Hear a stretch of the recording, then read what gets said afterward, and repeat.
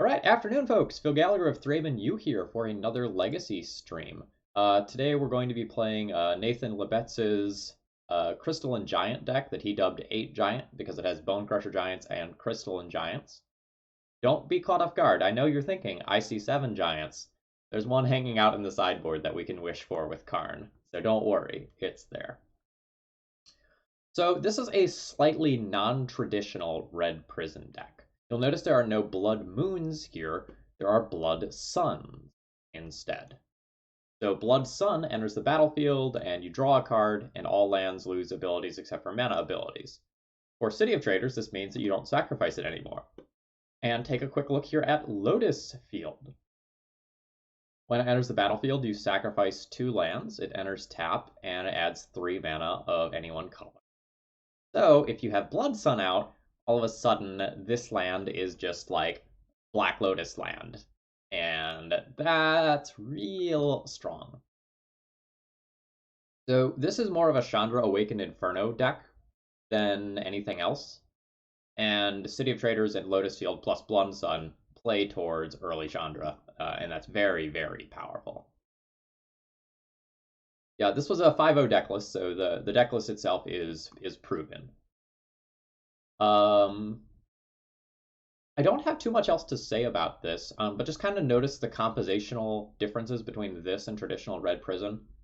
So there's no Magus of the Moon here, right? There's no Goblin Rabble Masters. This is not an early aggro deck. This is a little bit more control-y and burny. So, like, Bone Crusher Giant and Fiery Confluence, like, those are your removal spells to make it so that you're getting to this point in the game, and then hopefully this single-handedly takes over and wins the game. Let's just kind of hop into a league, and we'll be talking about the brewing contest results after each round.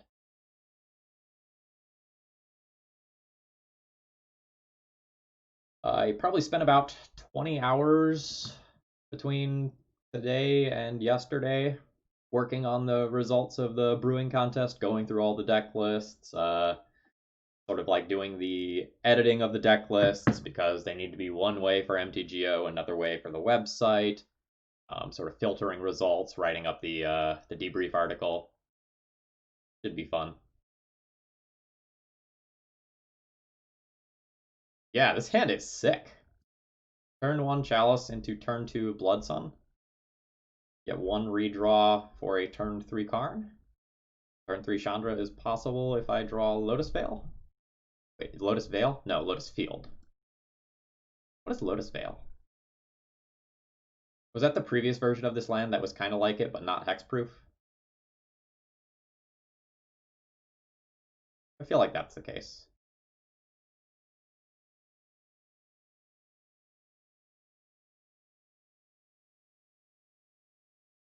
Yeah, so, like, that one didn't have hexproof.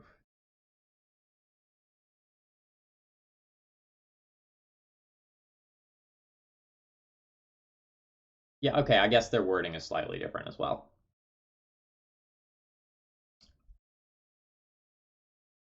Well, that's a little rough. The Blood Sun's supposed to prevent prevent that sort of thing. But hopefully, if our opponent is a Wasteland deck, we're pretty well off against them.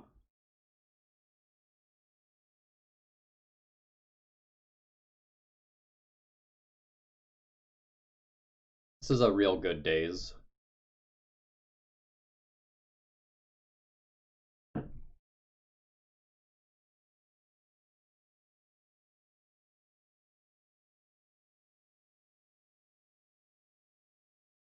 Do I know how to call them or what?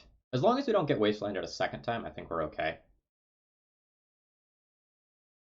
Get Wastelanded a second time, things start to look a little bit brutal.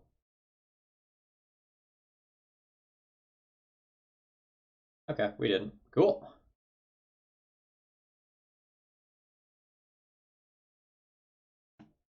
Same thing, but with days now, though. Like, a second daze sets my opponent back, so they're not getting to, like, Tarmogoyf or anything like that, but it is rough. Now we're just looking to draw another land, get this in play, do my thing. My opponent's fetch lands are now off. I think I want the thing that makes mana. This isn't guaranteed to resolve. This is something that like very easily could get Force of Willed. Oh, nope. Opponent's just done.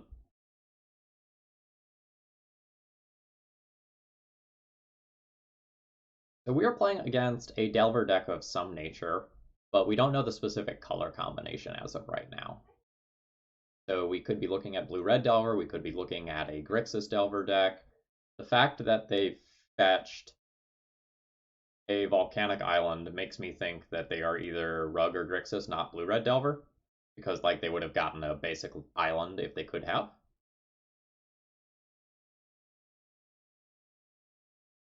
Hi, my name is what? My name is what? My name is Ficky Force of Will. Sorry, Force of Phil. I blew it at the end there. They've got practice with the musical stuff.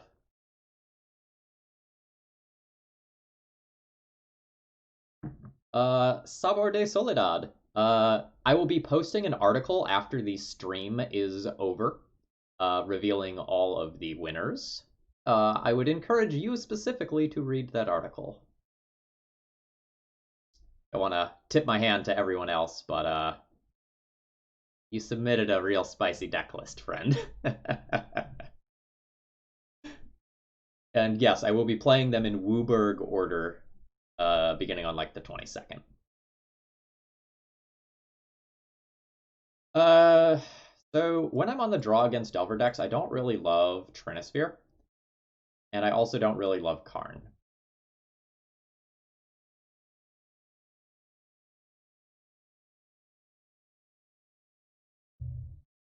Karn doesn't impact the board immediately.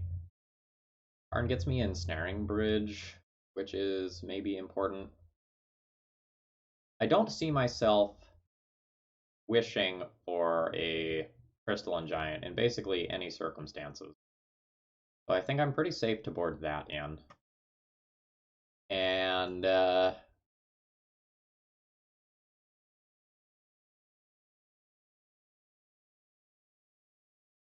think I'm just going to board some Scab Clan Berserkers in.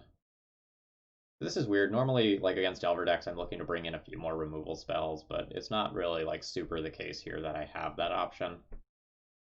And so this leaves me with the opportunity to get a removal spell and a bridge with Karn.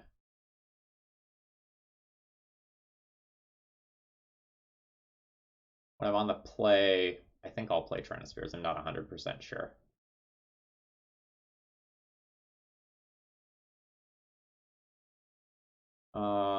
Is this hand good enough? I don't think so. I don't have a land.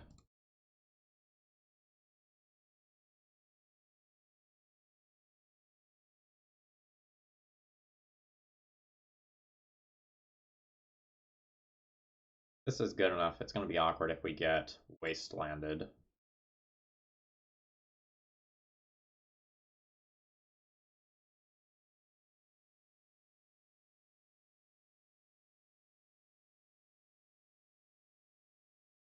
Sorry, Eddie, I failed you.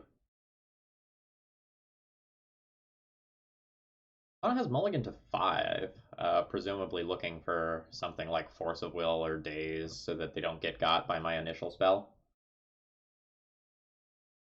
Or Thoughtseize.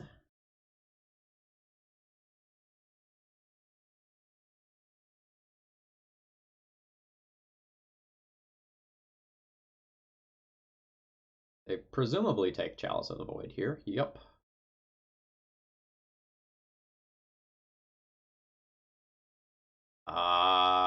Jam? Seems like jam. It's a shame that Lotus Field is now on the bottom of the library.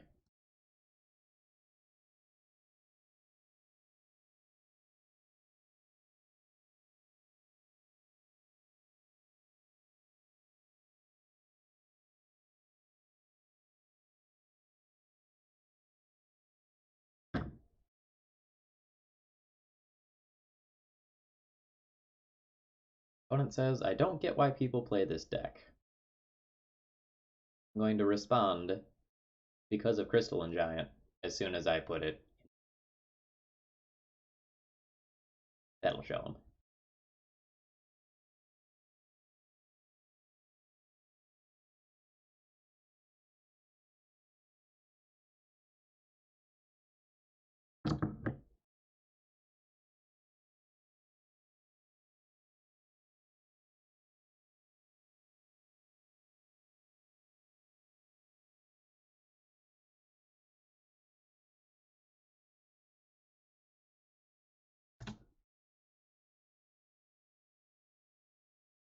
We shall create a murder machine. Have fun with it.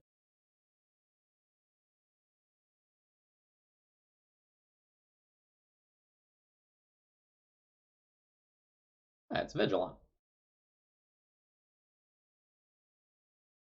I enjoy my dice rolling crystal and giant friend that I'm very glad that I don't have to work out on paper how to figure out how to randomize those things.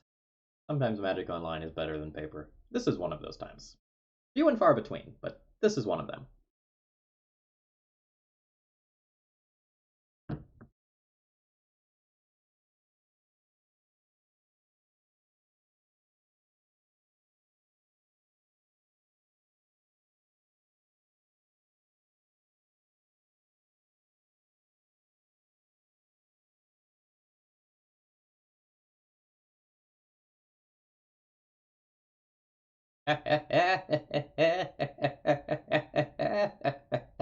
Laughs in Blood Sun.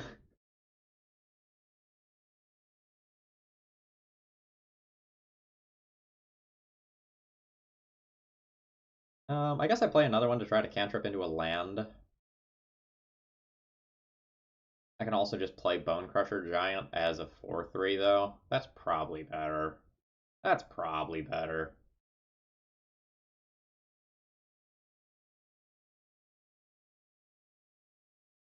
I guess I can go to combat first. Alright, what you got for me? X-proof. Beautiful. 8 giant it is. We shall get number 2 into play.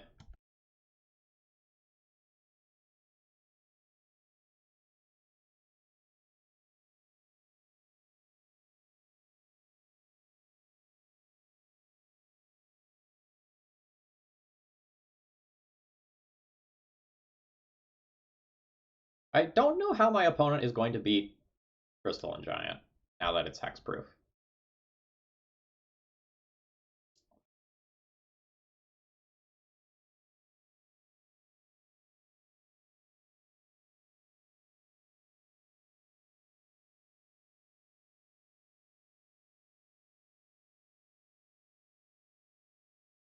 It also has reach. Cool.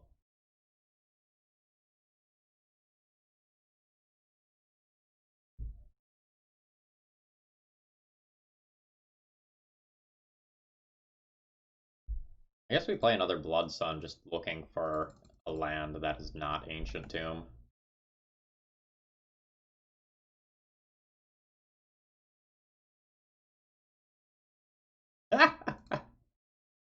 Dude, Black Lotus is sick. I get to play with that in Legacy.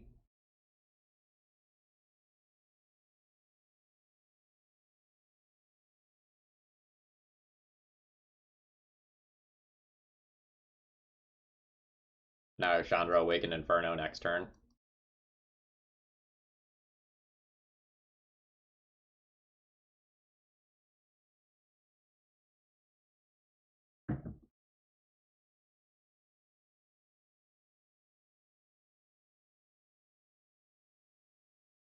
Yeah, I mean, it seems pretty clear to me why I would play this deck. We got Black Lotus and Crystalline Giant, and a 6-mana Planeswalker in play in Legacy. Now Blood Sun. Blood Sun just shuts off the ability of their Wasteland, so like this is just sticking around. This is going to be a good VOD. I can feel it now.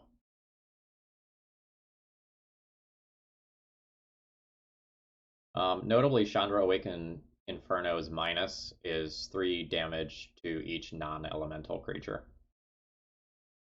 and that's very relevant here.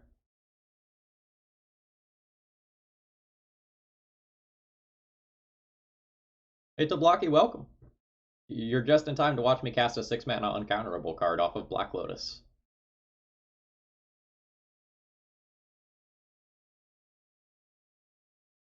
Doing magic right. Yeah. And I get another resub in 17 minutes? Yes! Red Hot, thank you very much for the continued support. This was not fun. I agree from your side of the table that it was not fun.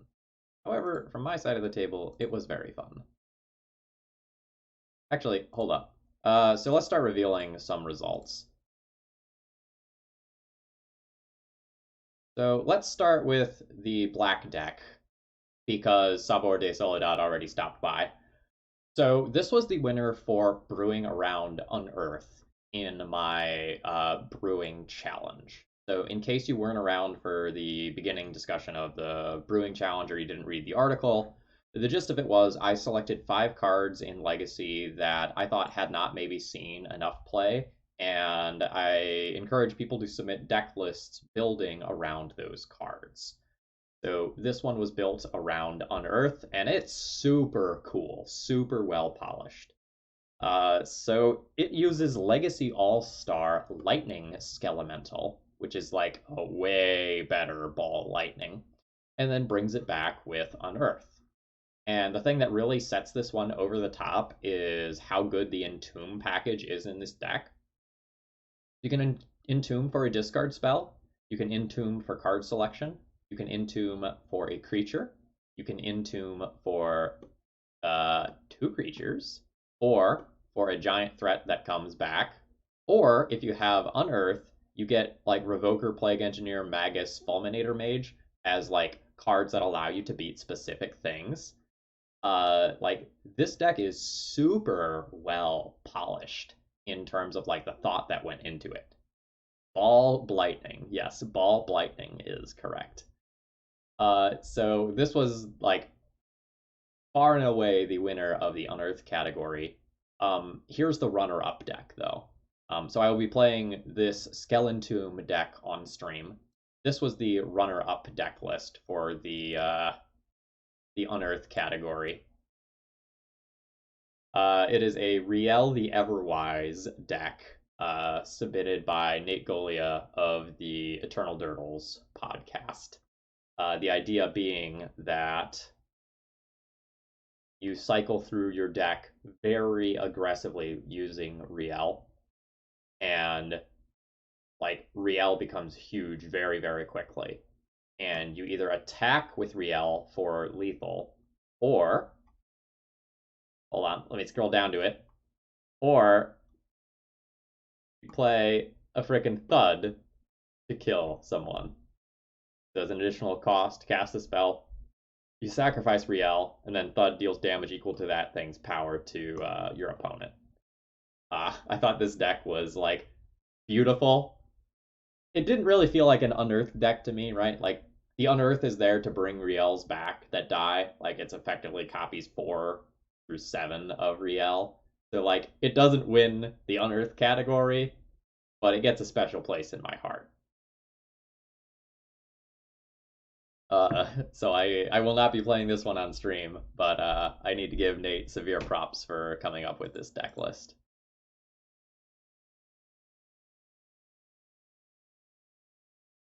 Yeah, so for those of you who came in a bit late, this is the deck list that we're playing today.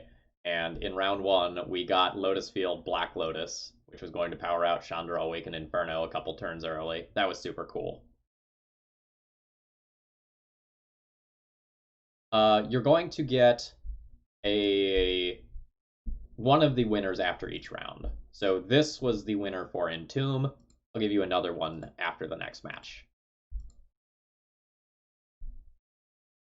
Red Hot, that is always how it works around here. Money talks.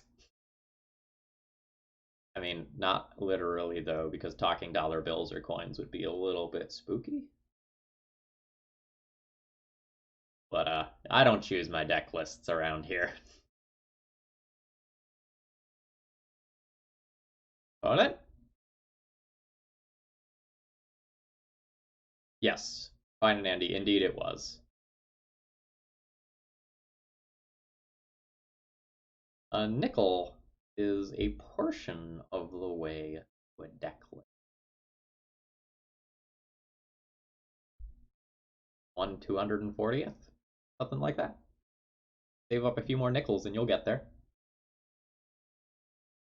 How do I decide a dealer's choice then?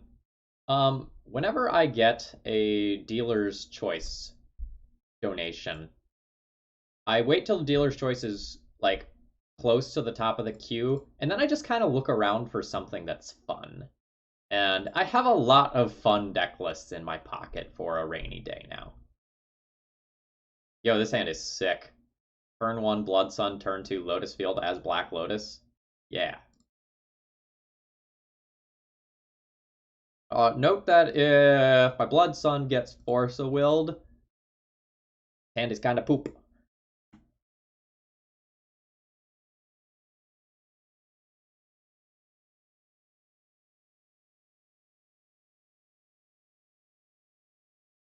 Oh yeah. Oh yeah.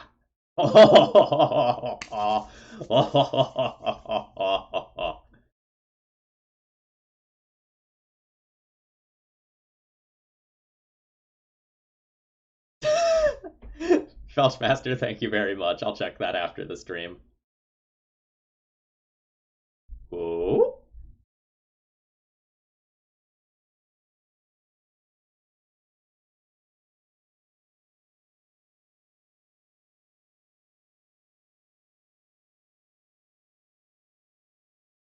Oh no, N853, you can totally donate for a normal deck. I play a lot of normal decks on stream.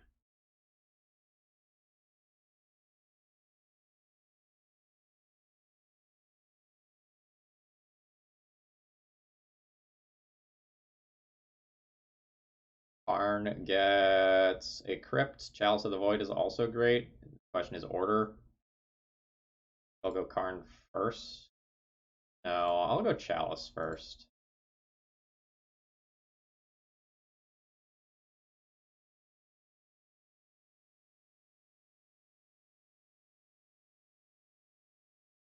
No, I'll go Karn first.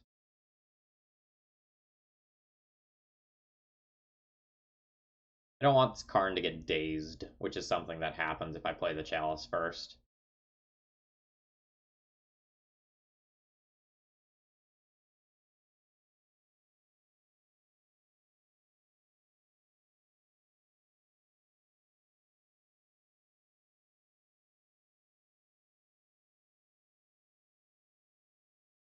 I'm really glad that I do have a Tormod's Crypt in my sideboard. I didn't actually look to confirm that.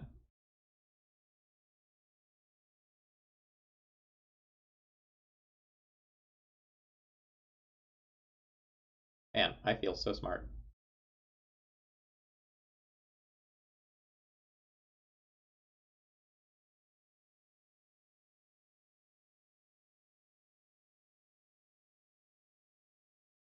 I am going to have turn 3 Mycosynth Lattice Lock. That's insane.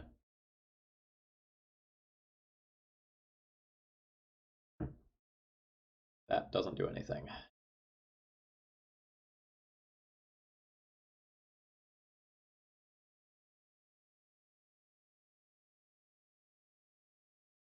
Well, this deck is good.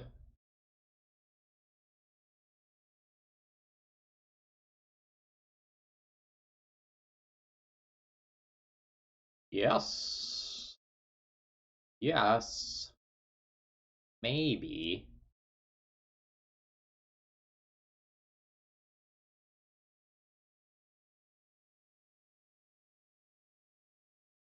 Maybe.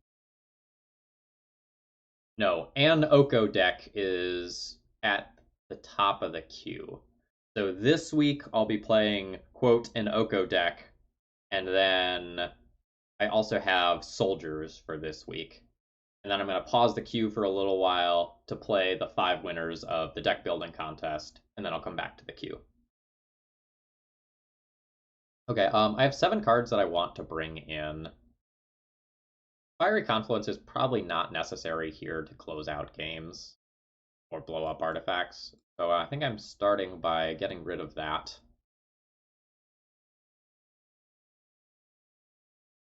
Since I'm bringing in Scab Clan Berserkers, I can probably trim some other threats.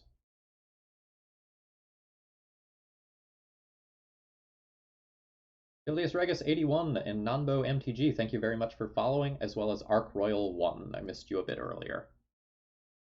The Bone Crusher Giant's just clock for 4, though. That's somewhat meaningful. Is Bone Crusher Giant better than Crystalline Giant, though? That's a real question. I guess it has a point of power higher. Crystalline Giant getting lifelink is about the only thing that matters, although I guess like Death Touch theoretically could matter.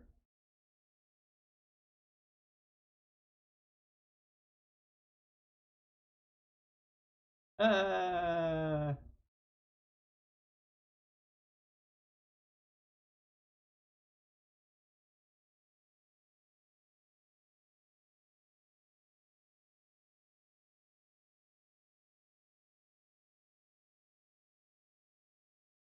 how does Bone Crusher Giant prevent life gain? Damage can't be prevented this turn. Not players can't gain life.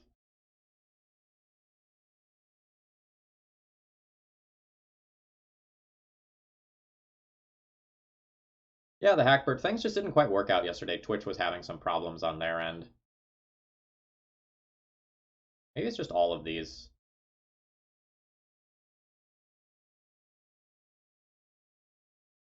Like, we want to kill our opponent with things that hit sooner so they have less time to draw out of whatever it is they're doing.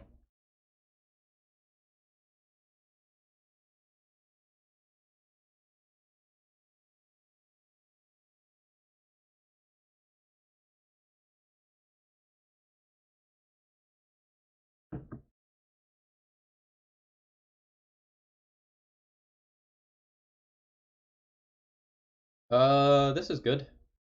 This is turn 1 Chalice, turn 2 Karn for Crypt. That's great. Our long-term mana prospects kind of suck, but that's fine.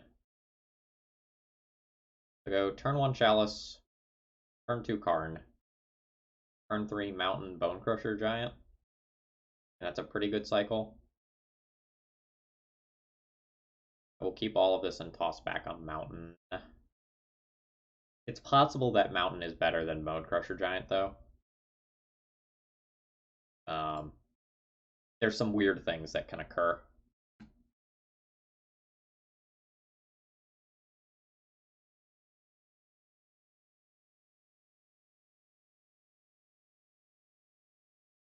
Ooh.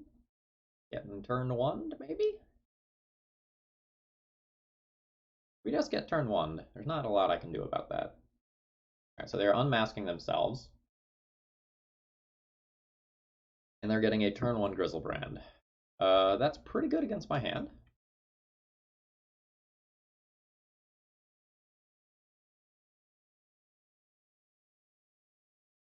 I don't think I beat them once the Grizzlebrand is in play with this version of the deck. I'm not dead to it, because if they literally never draw a Force of Will, I get turn 1 Chalice into turn 2 Karn into turn 3 Bridge.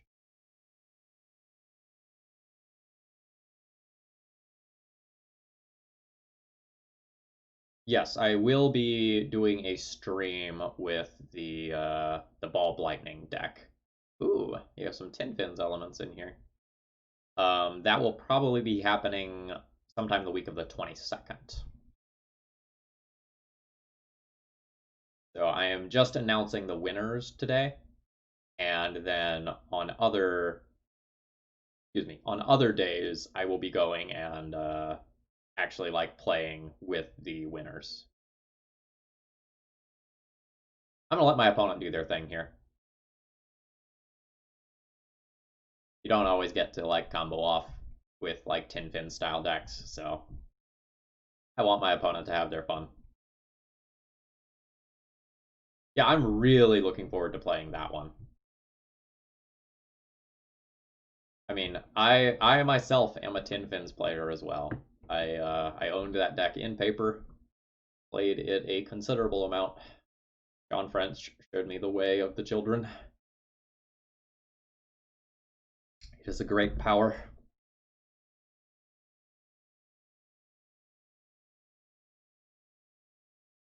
This isn't full on tin pins because they're not doing like the instant speed reanimation, but they have like tin pins elements in that they have children.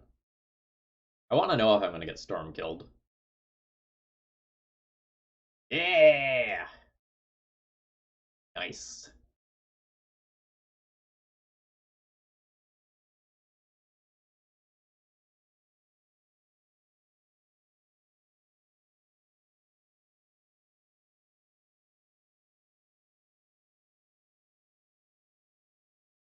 I don't think I'm going to change anything about boarding. Now that I know about children, though, and I'm on the play, Sorcerer Spyglass is a little bit better.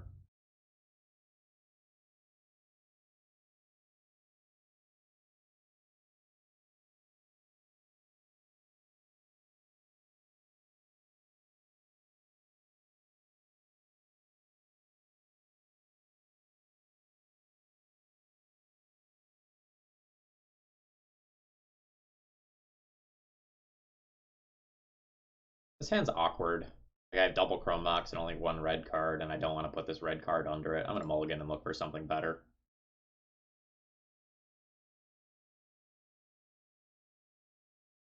So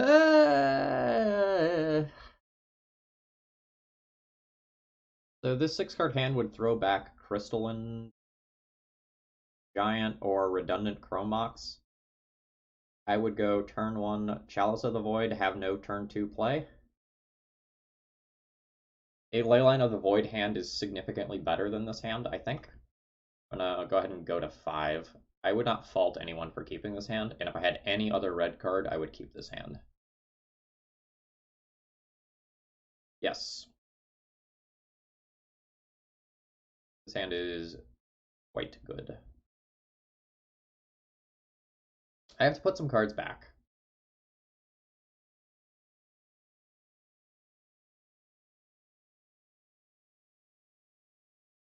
I think I Leyline of the Void and Blood Sun and then figure out how to kill them later.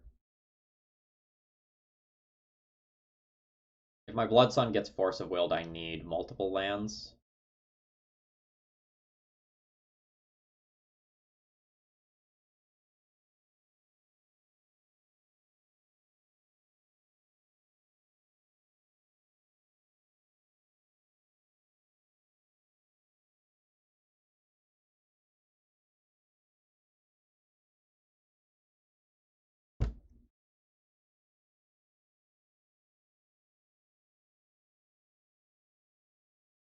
Okay, that Leyline of the Void is not a dead draw in this version. If we draw the Lotus Field, we can actually cast a Leyline of the Void.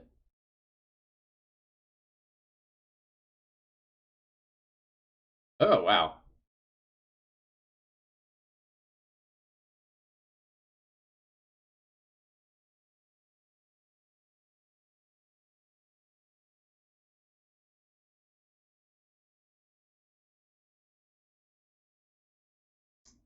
Yes, rough confirmed.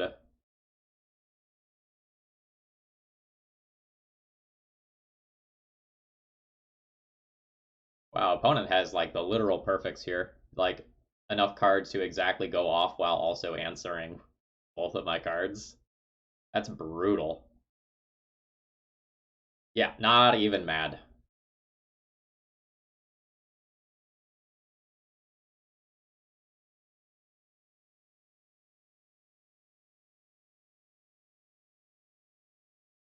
Oh yeah, now they've got it easy.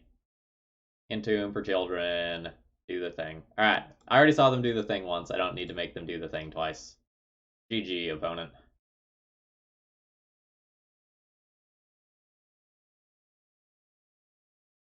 Alright. Winner 2. I'll just go in order that they are on my screen. Let's talk about the green winner. Let's talk about the winner for the Shifting Ceratops submission. This one's spicy.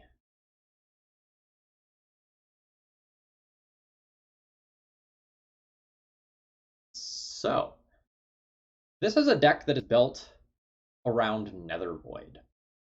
So in case you're not familiar with Nether Void, whenever a player casts a spell, counter it unless you pay 3. So this is very strong.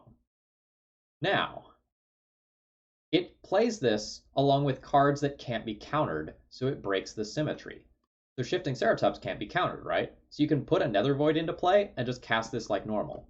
And the same is true of Prowling Serpopard and Abrupt Decay.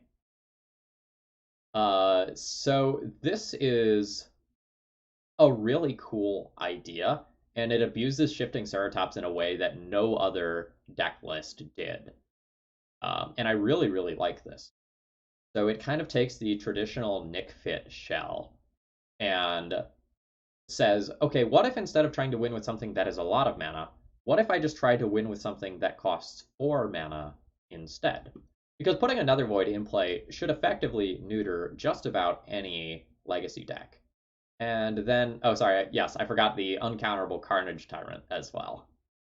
And the thing is, if you're mana ramping yourself via Veteran Explorer, you can also like pay for some of your spells if you need to a little bit later. And it has things like Academy Rector to fetch out Nether Void, as well as one of Overwhelming Splendor as something else to get with the Rector.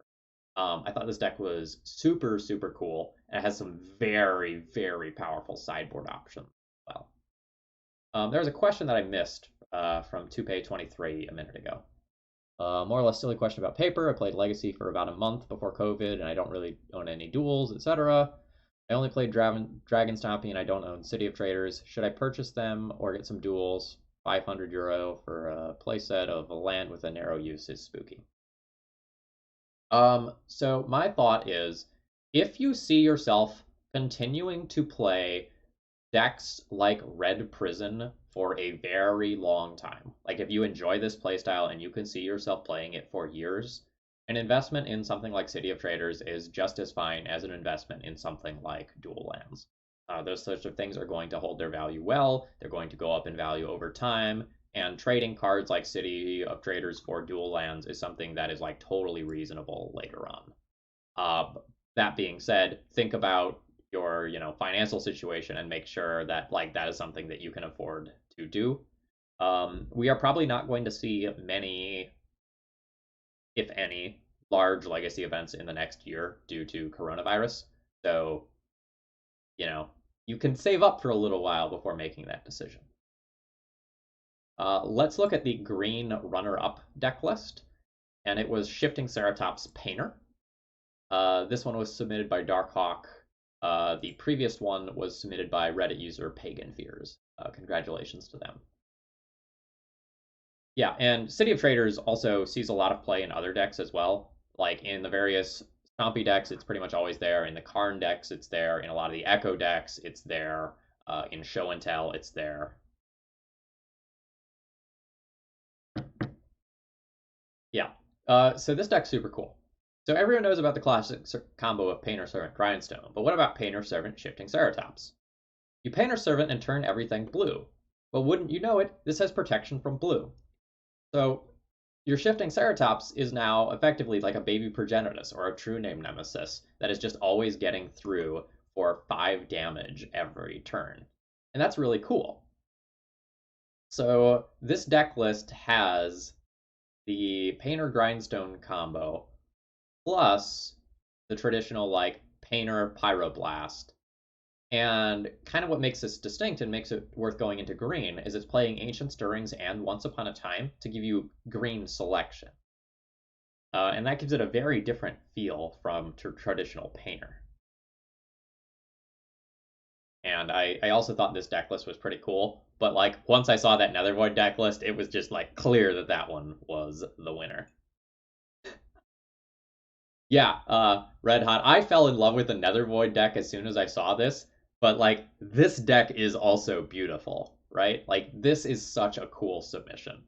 And that's going to be the case with a lot of the runner-up deck lists. I have a runner-up for every category except for white. A lot of the Myth Realized submissions, well, we'll talk about that when we get there. It was submitted by Reddit user Pagan Fears. I do not know if they go by the same username on Twitch.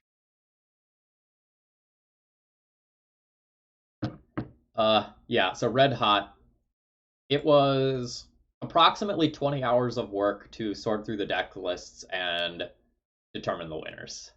It was hard. Shout outs to Eli Goings, Goblin Lackey 1. He helped me narrow down the deck lists. Yeah, the Nethervoid deck would be not impossible, but very hard for most people to play in paper. But I'm sure online Nethervoids are like 13 cents.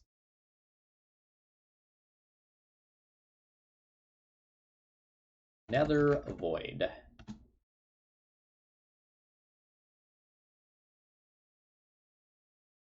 Oh no, sorry. It looks like they are about 2 ticks versus the probably multiple $100s they are in paper. Oh yeah, the uh, the lists were beautiful. All right.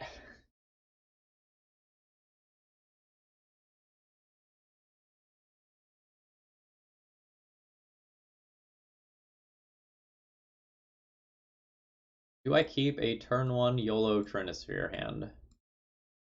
What does opponent play? Puzzled Periwinkle.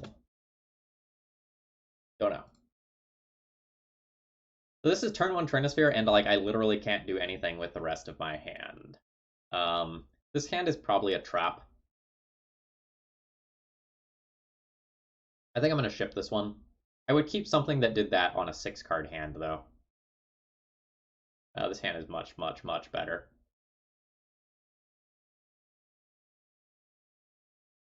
This is just a safer hand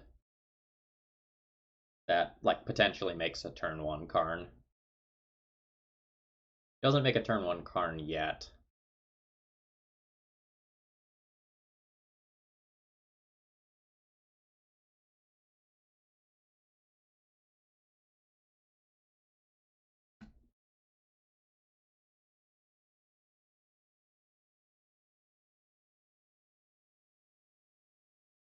I don't know if I'll be playing turn 2 Karn. I might wait to play around soft permission, seeing as like Karn is my only card.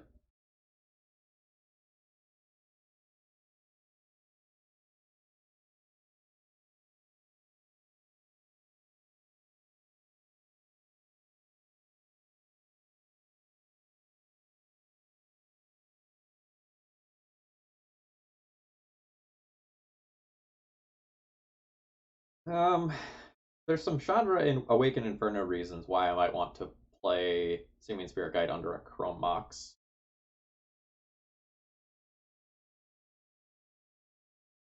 Maybe a game where I just like cast Simian Spirit Guide.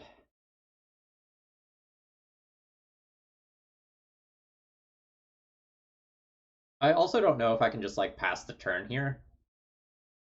Because my opponent just like plays an Oko next turn and I have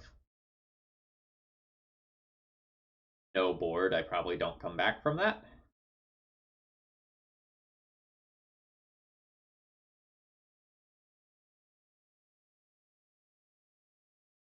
Like these Chrome Mox are not good. Simian Spirit Guide as a 2/2 beater also is not good.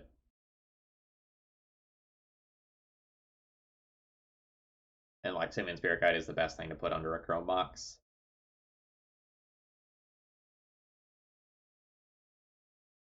I'm gonna wait this one out and make the decision about what to do next turn. Let's see with Crystalline Giants instead of Rabble Masters. So Rabble Masters are a better go wide card, and they deal more damage quickly. But Crystalline Giant is better in a mid-range fight. So, like, if you bring a Rabble Master to the Tarmogoyf fight, like, you lose, right? But if you bring a Crystalline Giant to, like, the Fair Creature fight, Crystalline Giant over, 2 or 3 turns is going to be better than most of your opponent's creatures. So when you go like say you keep a hand that lets you say play turn 1 Lockpiece, turn 2 Crystalline Giant. If you get like 3 activations, you probably get something that makes it harder to kill, something that makes it evasive, and something that makes it more annoying in combat. And that combination is pretty silly.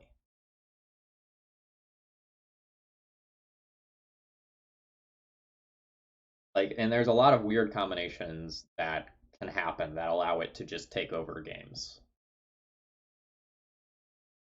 So like Vigilance plus Lifelink is devastating against something like Burn, or First Strike and Death Touch against opposing creature decks. Don't Oko me.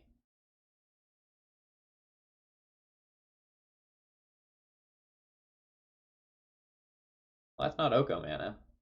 That's nice. Ooh! We were playing against like a Rip Helm, maybe Standstill or Miracles deck. In which case, this Karn is going to be dope. Nice. I think I put both Simian Spirit Guides under Chrome Moxen now. This lets me play around a spell Pierce this turn.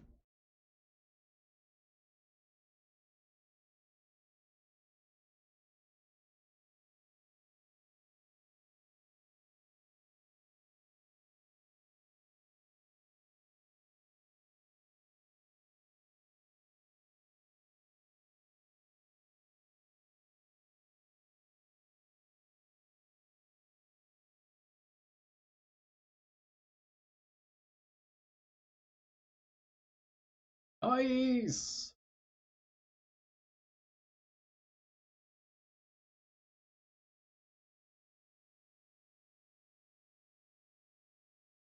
Spyglass is interesting here.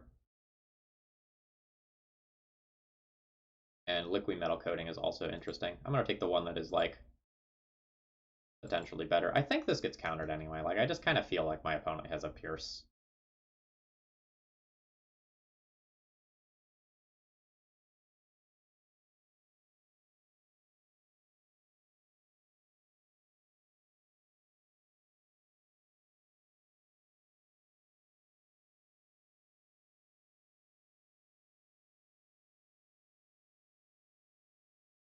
Enlightened Tutor is totally fine right now. If something weird like an Oblivion Ring, it's kind of awkward for me. You might. Like, whatever it is, I get to make it hard to cast using, like, quote-unquote Rishadan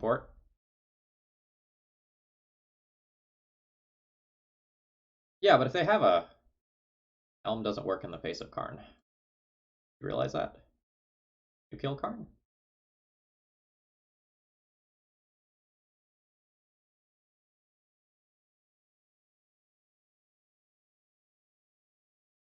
Also, that I'm supposed to do this on the planes here, so that they can't brainstorm in response, but...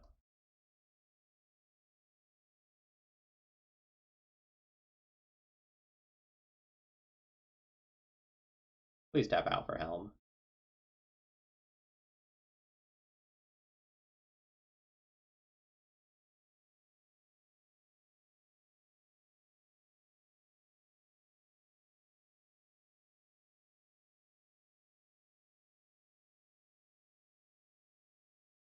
Okay, I don't care about Rip Energy Field. I care about Snapcaster Mage happening. I think I target Tundra here.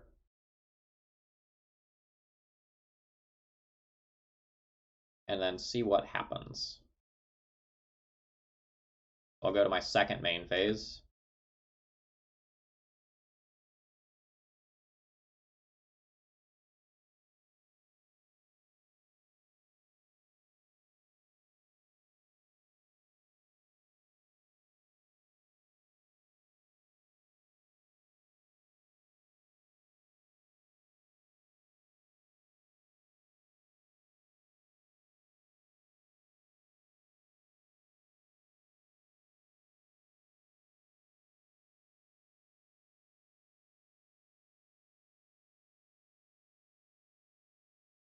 Would it? I feel like I have infinite mana. My opponent can't have Force of Will plus blue card. One of their cards in hand is Helm of Obedience.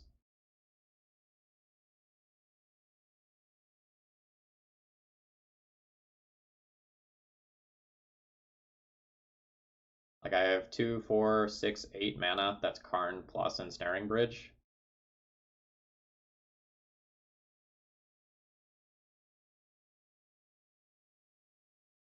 So now I can Karn minus for Mycosynth Lattice, and I'm good, and I don't think anything beats me.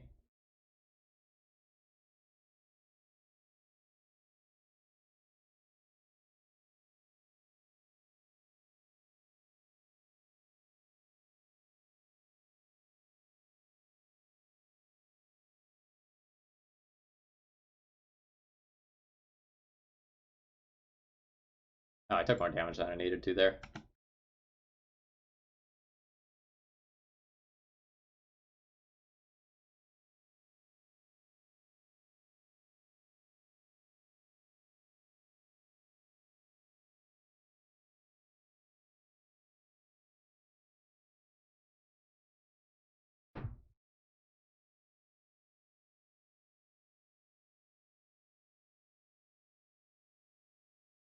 Oh shit!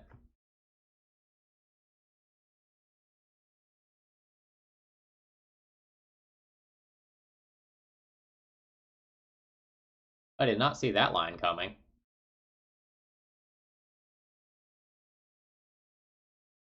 Damn. The Ancient Tomb Petty Theft has never shown up before.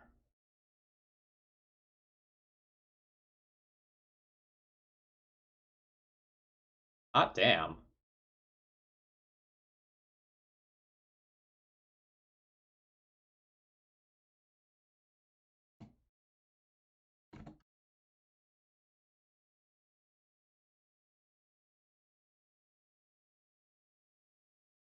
And now I'm dead.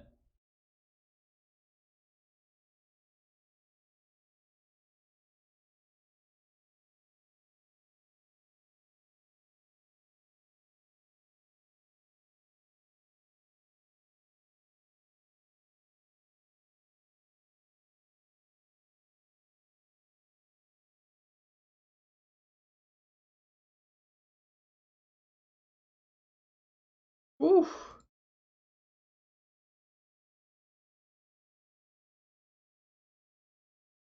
Man, that was cool. Aw, Chad, I fucked up. I fucked up so badly. Alright. I'm gonna give you all a second to figure it out.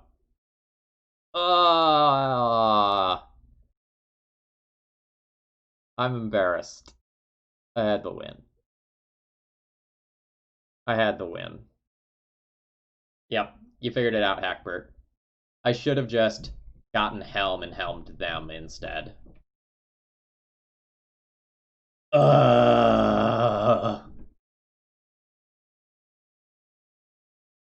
Okay.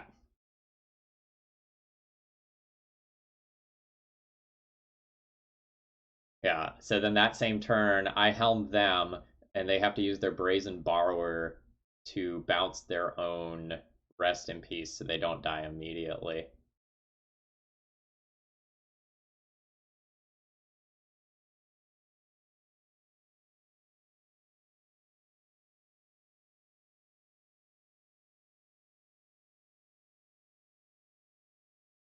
You can't bounce your own stuff with Petty Theft? Neat.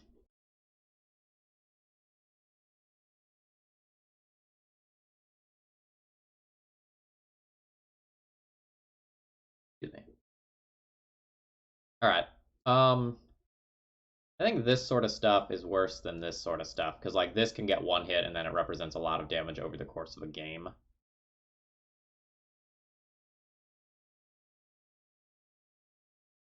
So Spyglass seems good. Do I want to board it in versus do I want to have Karn access to it? I don't think I want to have Karn access to it. I think a lot of times I'm just like winning the game by casting stuff. Like, let me rephrase. I think most of the time when I Karn minus, I think one of Helm, Liquid Metal Coating, or Lattice wins me the game. So I don't think I'm tutoring for this a lot of the time. And Ancient Tomb for colorless mana off of Mycosynth Lattice to Brazen Borrower a Karn. What a day.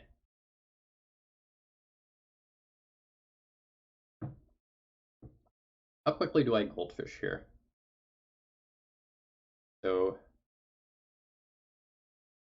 turn 1, Mountain Pass. Turn 2, City Trinisphere.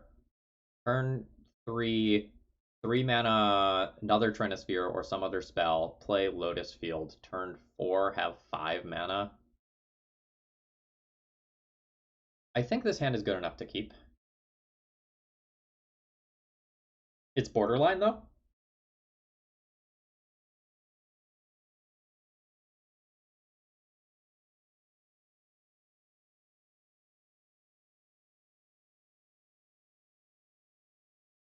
Sorry, I'm just pulling that clip aside for later real quick before I get started here.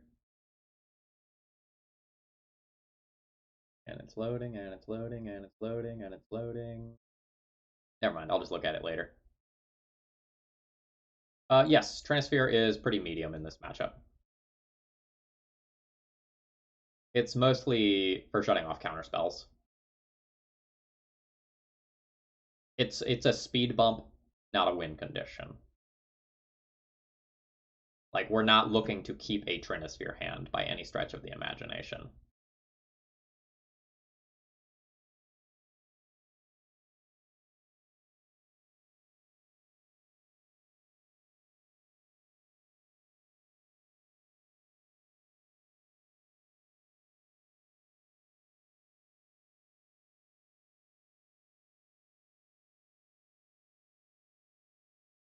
Nice. All right, now I have the clip for later.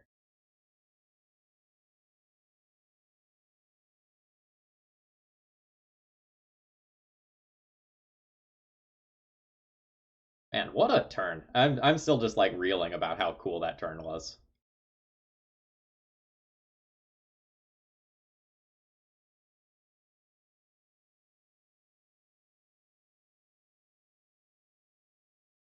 Next turn can be Chalice plus Trinisphere as of right now. And that's pretty cool.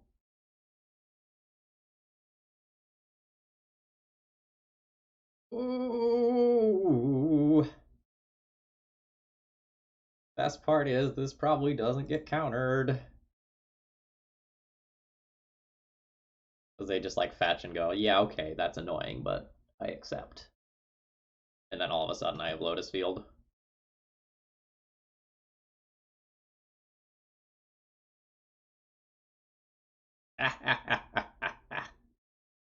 This deck is great.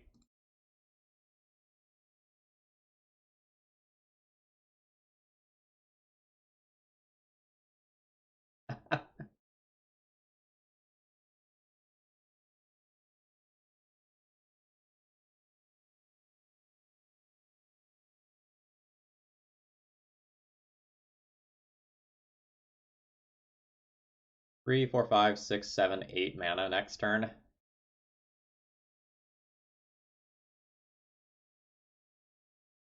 There's straight up green in there as well.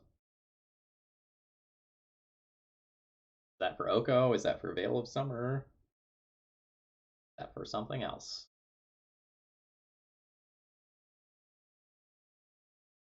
For Oko.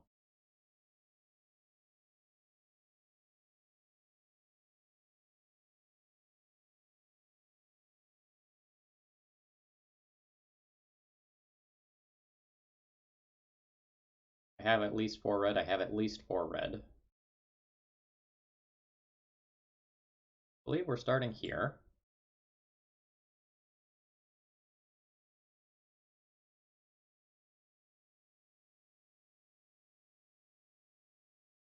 We'll plus and see if there's something that I like better than Scab Clan Berserker. Hold up. I have 1, 2, 3, 4. If I plus for mana, I can go Scab Clan and Chalice. That's just better. That's Chalice mana, and then I have Scab Clan mana afterwards.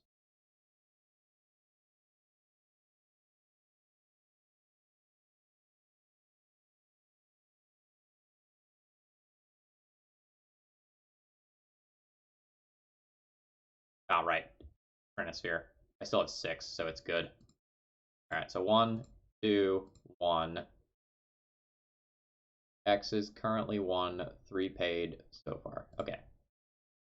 1, 2.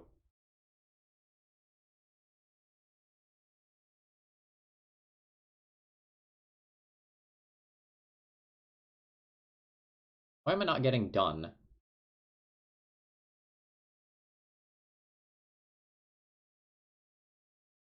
One, two,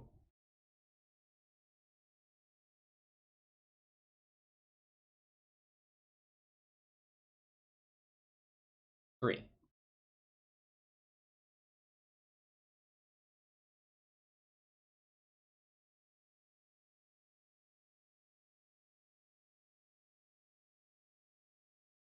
Is Trinisphere bugged?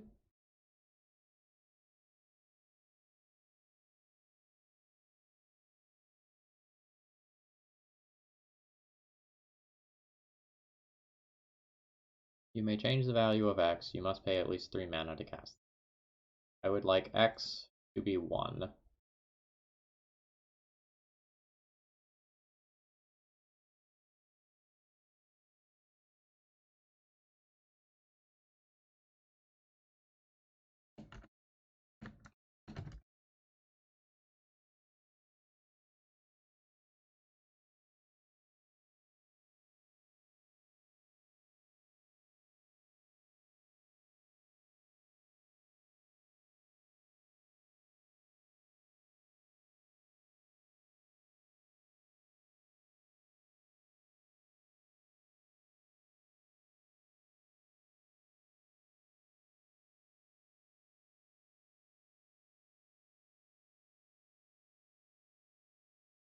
I guess I'll cast my Scab Clan Berserker first. No, I don't want to Chalice for 2. I can't Scab Clan Berserker.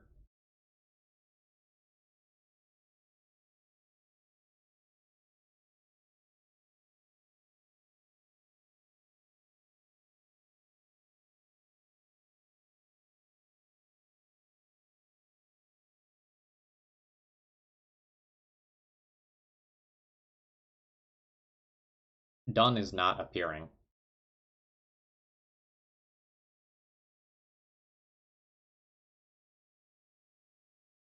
Trust me, I know how Chalice and Trinisphere works. I should be able to cast this for X equals 1 and pay 1 more.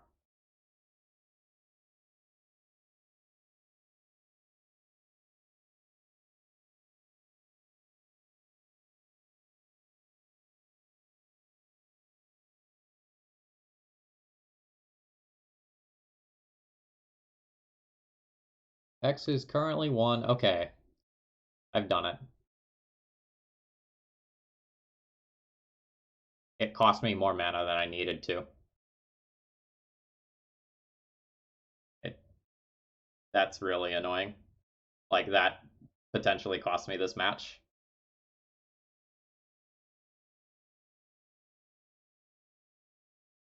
Because now I can't play Scab Clan and hit Oko, and this represents a huge amount of damage over time. Oh, that's super frustrating.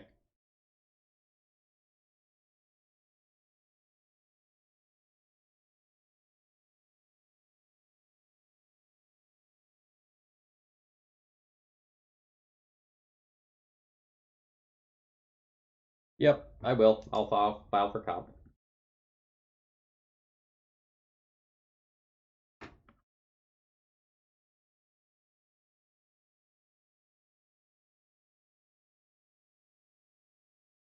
So the way this is supposed to work is you cast it for X equals 1, and then you pay 1 more mana, so it should only have cost me 3 mana to do that, but Moto took 4 mana from me. But like I probably lose this game because of that.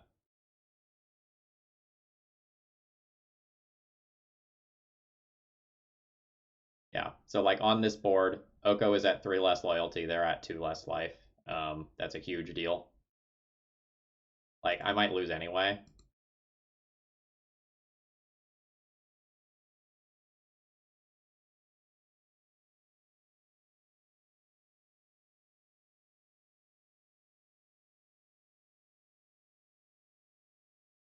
I also can't cast this card.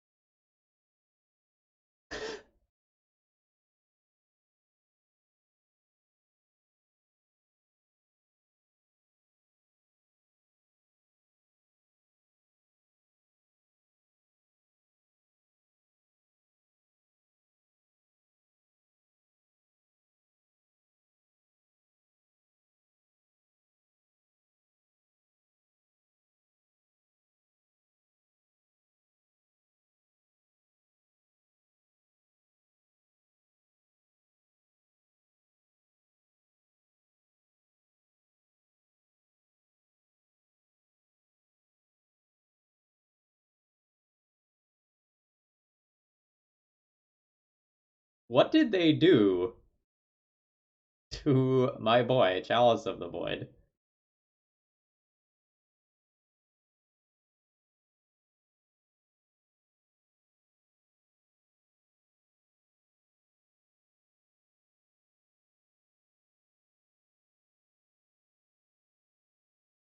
Oh, okay. All right. That one was legitimate. I forgot about the Teferi. The previous one was not legitimate.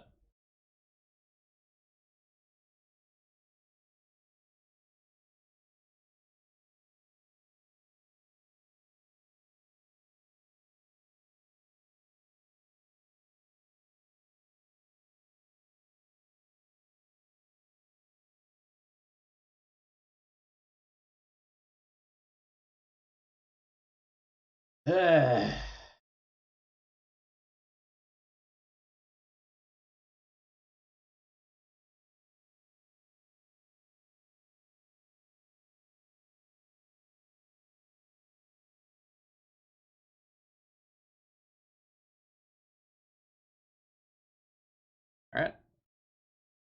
Obviously very good.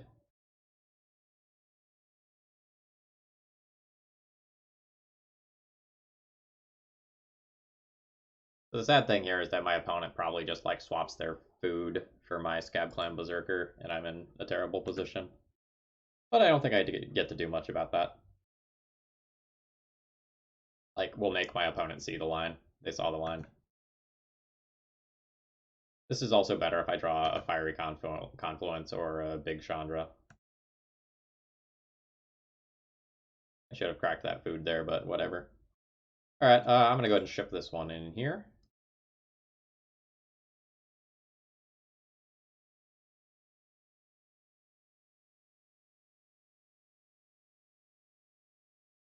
Yeah, I mean, Oko still has 4 loyalty, and, like, that's a huge problem. I don't...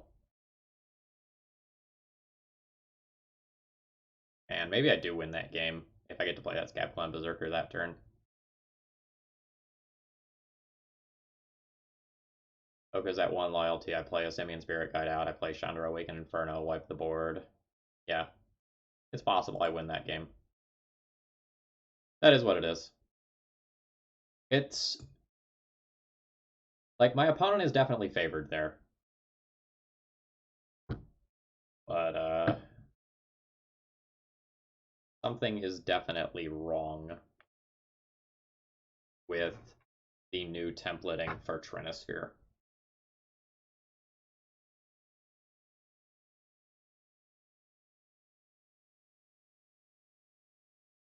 I don't know enough about programming to tell you what went wrong. but something went wrong. Oh, it's time to reveal another one of these deck lists. Okay, we did black, we did green. Let's do red. All right. So the first place for building around Anji's Ravager goes to this beautiful deck list.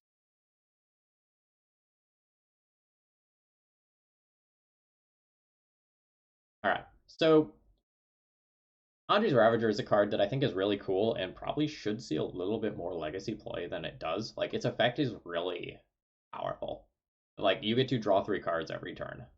That's really good as a triggered ability. So this deck list is sweet.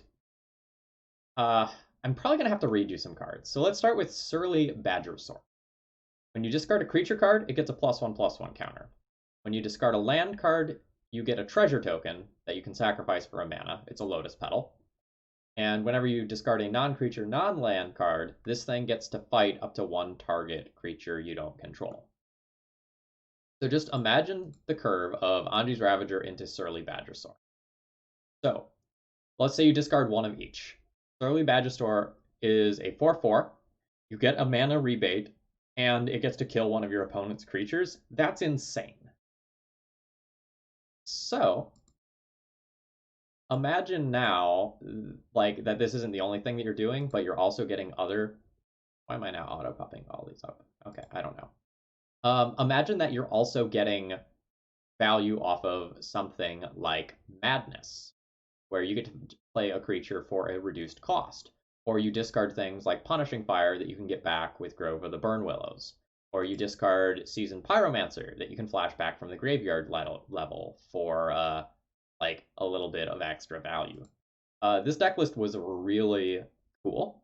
So congratulations to Theodore M for taking down the Anji's Ravager Brewing Contest. The Anji's Ravager lists were the coolest and most varied lists. I'll talk about a few more of the ideas in the article, but to just give you another idea of like angles of attacks that people were trying on. Here is an Echo, like an Anji's Ravager Echo Karn list that was really sweet.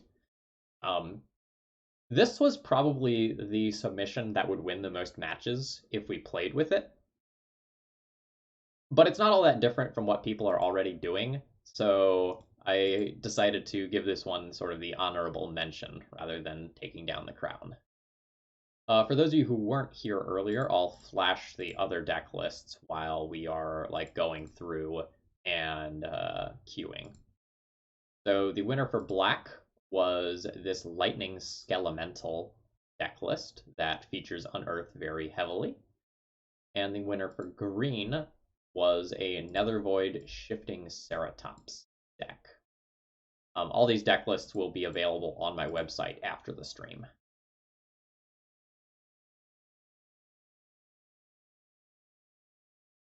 Michael Keller, he lands. Regardless, this hand does literally nothing. We mulligan. Turn 1 Karn. Yes.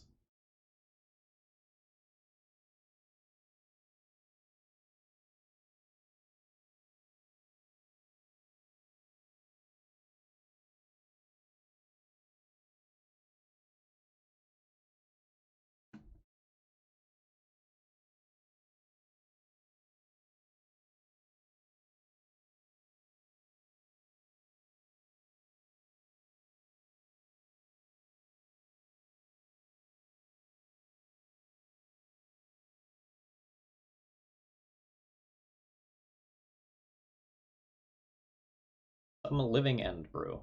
Okay. Well, we'll get a Tormod's Crypt on 1 then.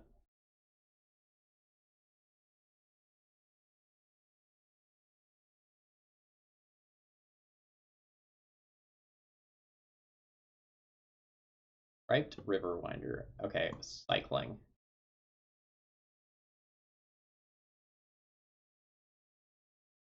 We will try to get a Tormod's Crypt next turn then. Sideboard Leyline's doing serious work today, I guess.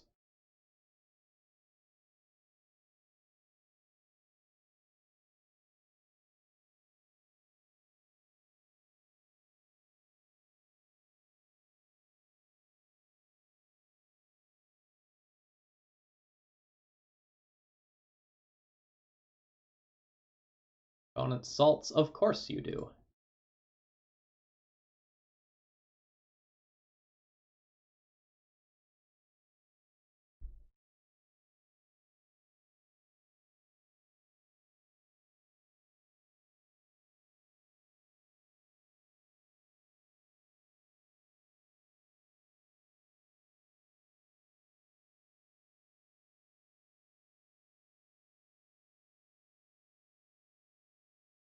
Start with Chalice and then decide what to do with Karn.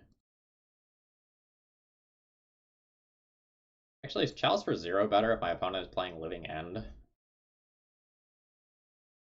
Or is Chalice on 1 better?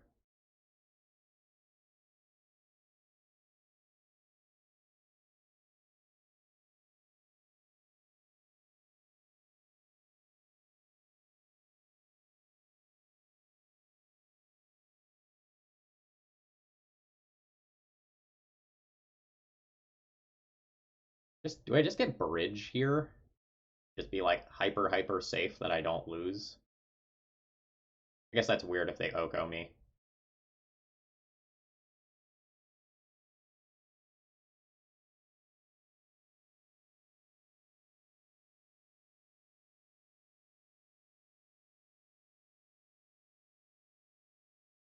Force pitch another one of those. Okay, that's fine.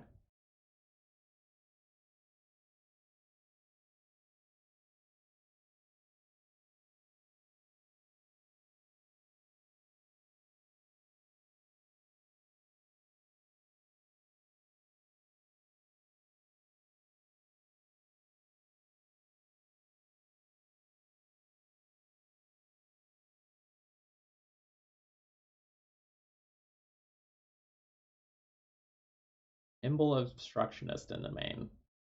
Opponent's on quite the brew.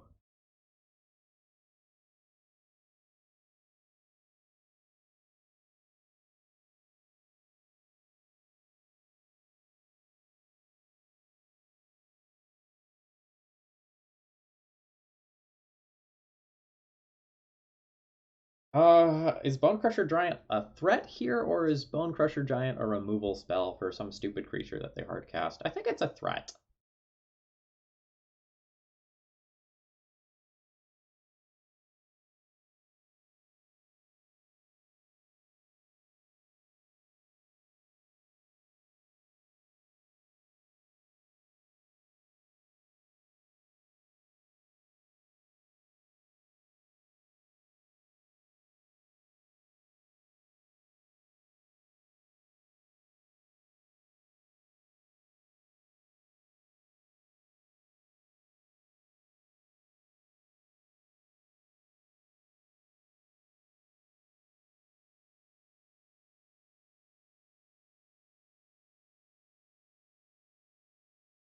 And I have to think about whether or not I want to Tormod's Crypt that away right now.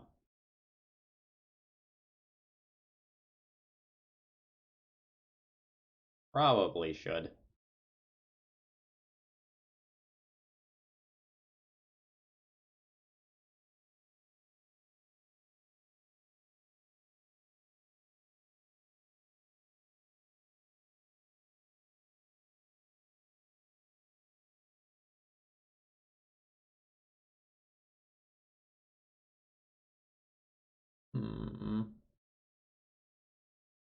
I think I just Sorceress Spyglass this turn and then redeploy another Karn next turn. Because, like, Oko. Well, I guess I still have that line available to me in following turns, right? So just, like, Tormod's Crypt them now, attack them for 4. Like, the question is, like, do I need to give up this Karn that's on board to stop Oko exactly right now?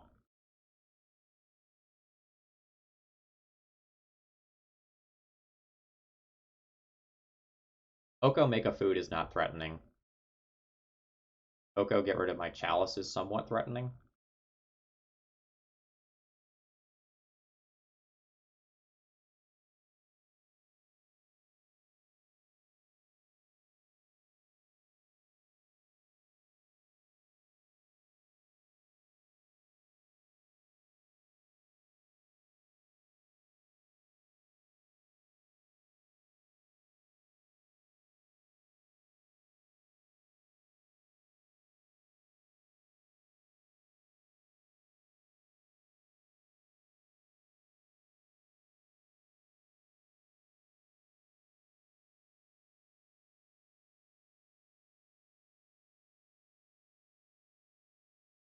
8.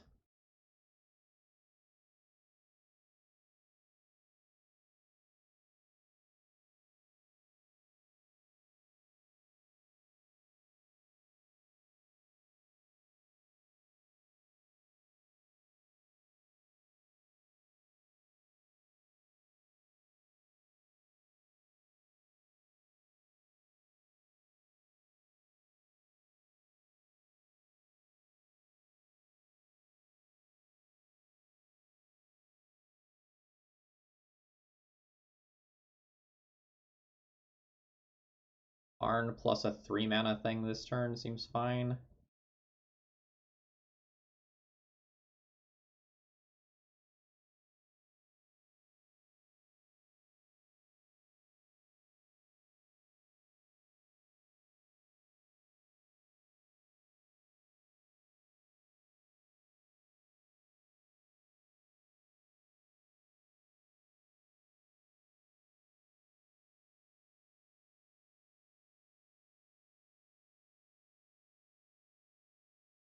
Yes, opponent definitely salting off.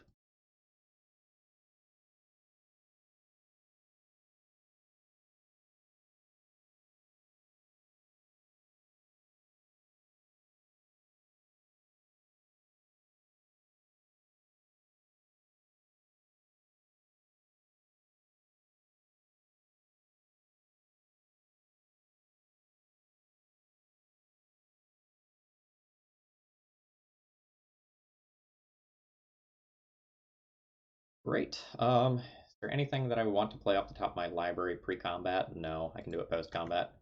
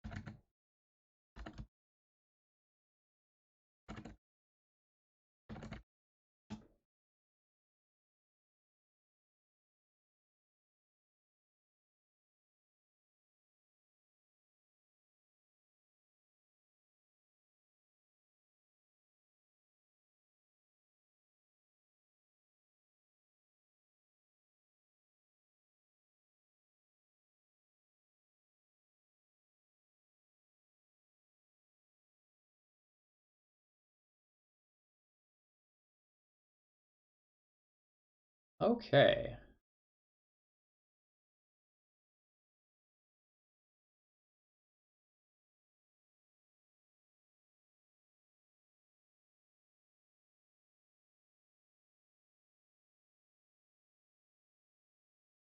Breakhaven, Leyline of Sanctity, Leyline of Void, Reverent Silence, Slaughter Games, Ingot Chewer as sideboard cards. So Reverent Silence is something that I need to be thinking about. It makes my Blood Suns and Leyline of the Void slightly worse.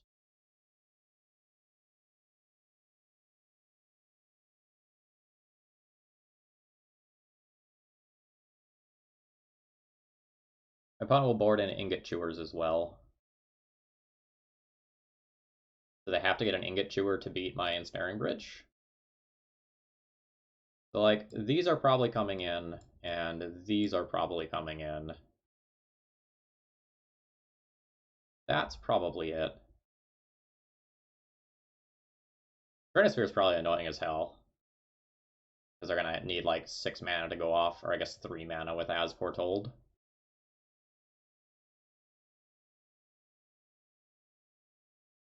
Bone Crusher Giant probably isn't great. Crystalline Giant is probably whatever. Fiery Confluence is probably whatever.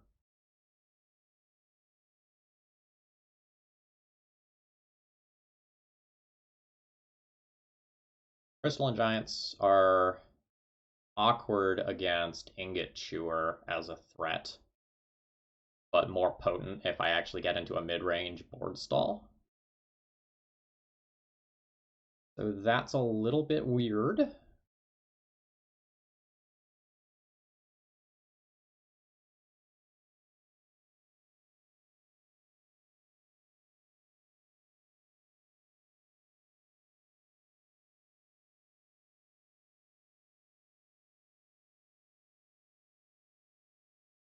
I don't know whether I'm supposed to play Bone Crusher Giant or Crystalline Giant accordingly. Crystalline Giant's a little bit easier to cast.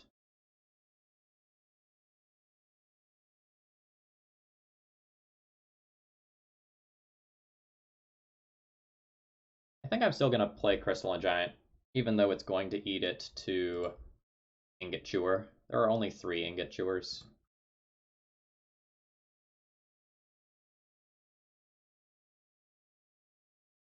This hand is slightly awkward, but I think I keep it. I'm going to get Chalice on 0 on turn 1 with a backup Chalice for 0. I can Blood Sun on 1 or Crystalline Giant on 1.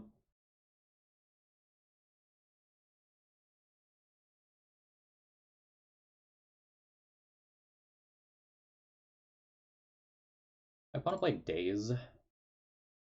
No Dazes. Alright, so let's start with the Chalice on 0. Now we don't... Oh, fuck. I did that in the wrong order. Oh, that was so bad! So bad. Hopefully my opponent Ingot Chewers, so that... Ah, you know what? Maybe this is fine.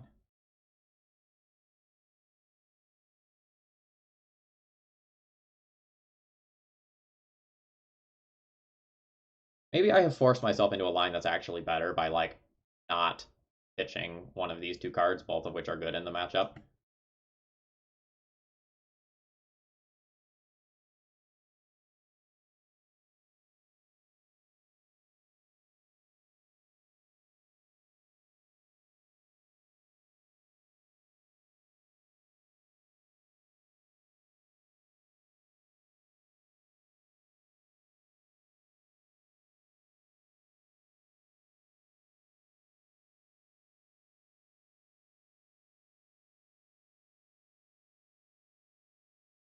Force pitch a Shardless Agent, that's fine.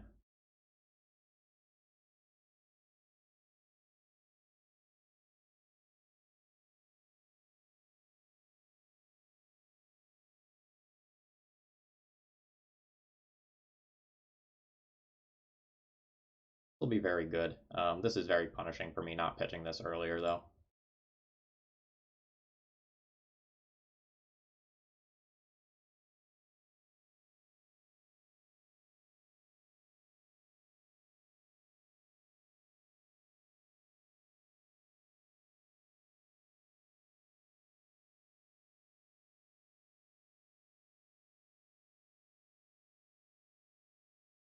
So we're in trouble to, like, Ingot Chewer plus going off.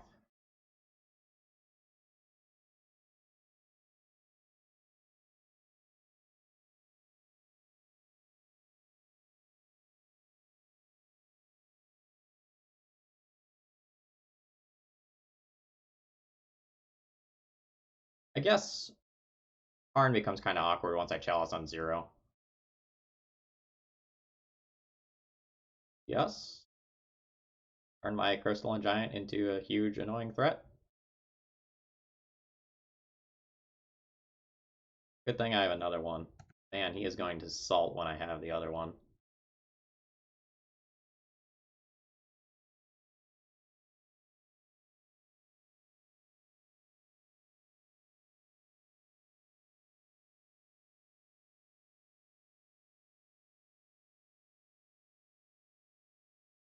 Um, Order? Play Karn first. Let Karn get countered if my opponent has a counter.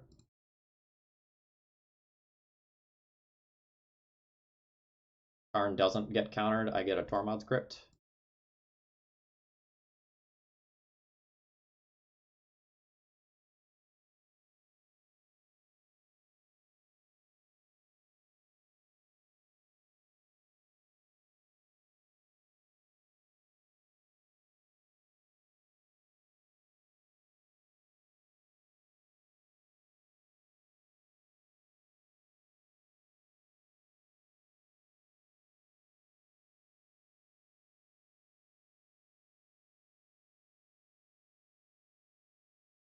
This has all gone very well for me.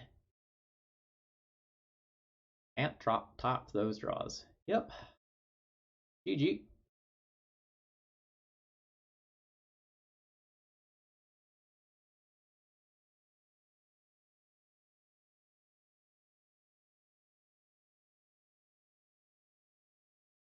Thank you, Moto, as always.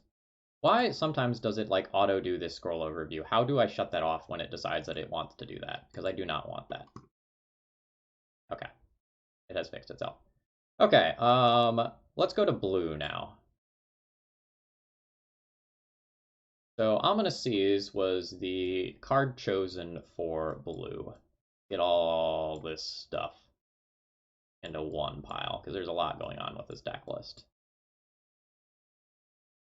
Alright, so in case you're not familiar with Ominous Seas, you draw a card, and anytime you draw a card, you put a foreshadow counter on this. You remove 8 of them, and you get to make an 8/8 blue Kraken creature token. So, what's the combo here? You play Ominous Seas, and you make your first Kraken. You sacrifice it to a greater good.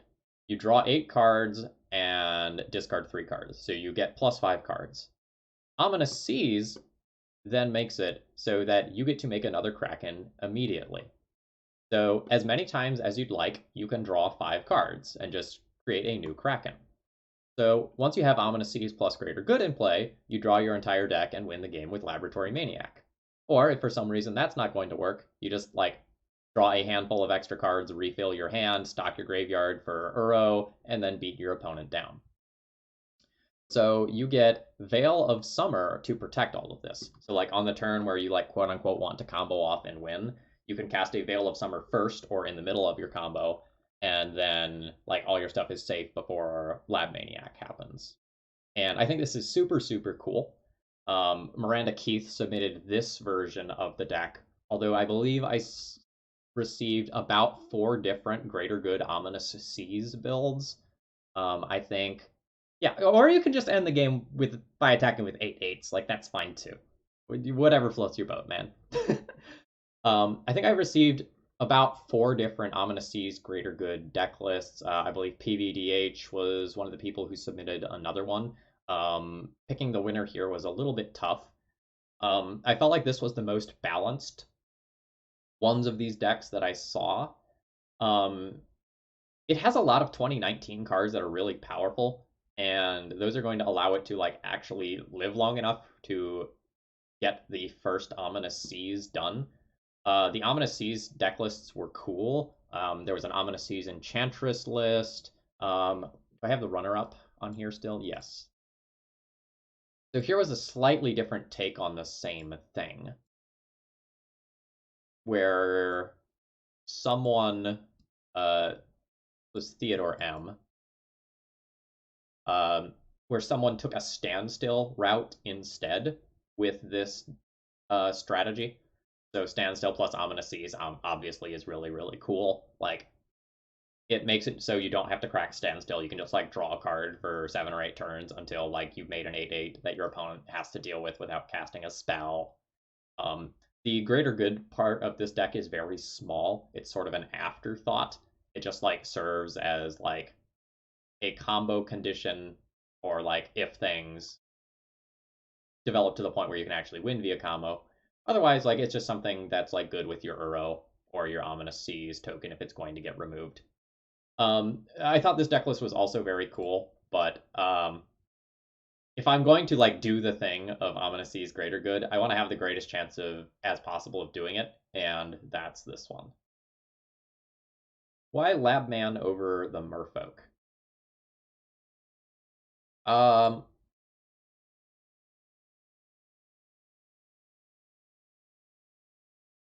there was a reason why I thought Lab Maniac was better in this version. I don't remember what it is off the top of my head. It might have to do with like multiple greater good activations or something, or like you're drawing in chunks of 8. I don't know. When I was like combing through the deck lists, I thought of something. I'm like, oh, that's why it's Lab Maniac over the Oracle, but I don't remember what it is off the top of my head, and I don't want to spend too much time thinking about it.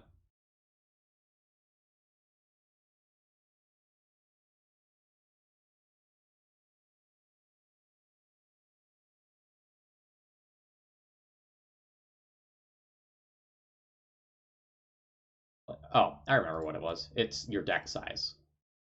So you're drawing in these chunks of 8, right? And with Thassa's Thassa's Oracle, that's the name, right? Yeah, with Thassa's Oracle, you might get into some times where you can't do another greater good activation without killing yourself, and you also don't have enough devotion to make Thassa's Oracle lethal.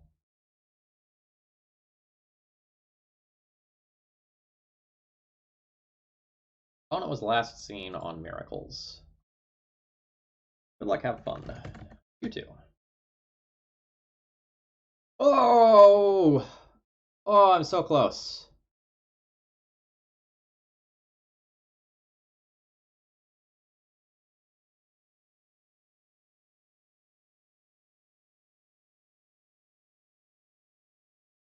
With one land, if I were to resolve turn 1 Blood Sun, this hand is so good.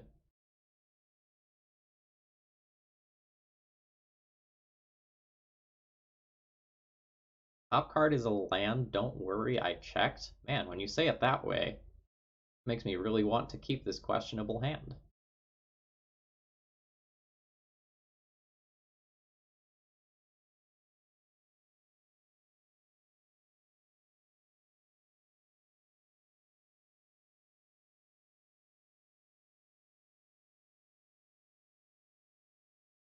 This hand is less explosive, but more solid. I have a good turn 2, 3, and 4 play.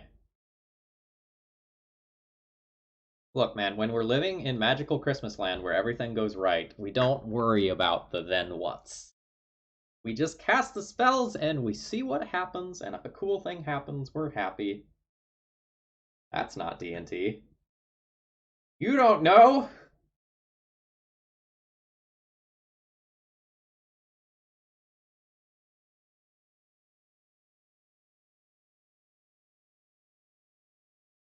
I don't think I need to play around days.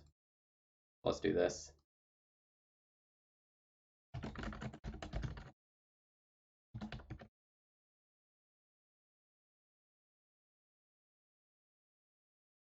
Oh no, we absolutely play Chalice as early as possible in a matchup like this one, assuming that we're playing against some sort of miracles. Like, we don't want to open this up to like Swords of Plowshares, Abrupt Decay, any number of other removal spells if we can help it.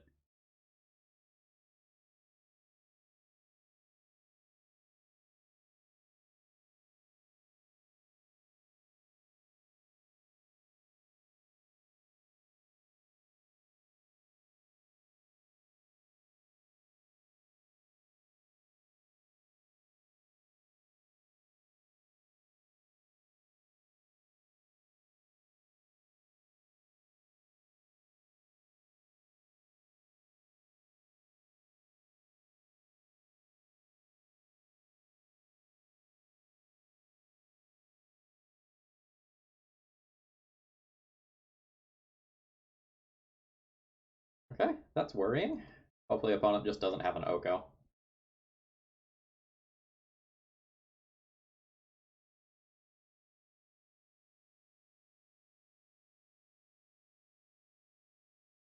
Okay, that's not an Oko. That's fine.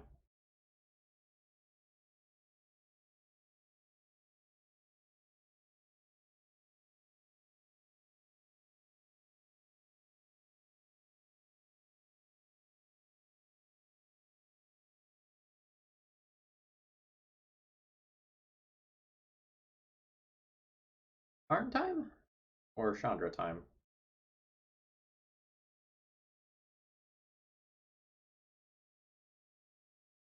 I don't think they can easily put enough cards into graveyards where I have to worry about Uro coming down next turn.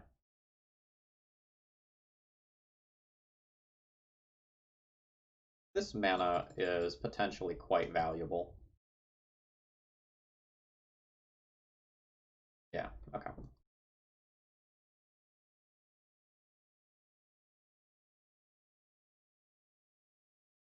So now I have Karn for Tormod's Crypt and clear out this graveyard available to me.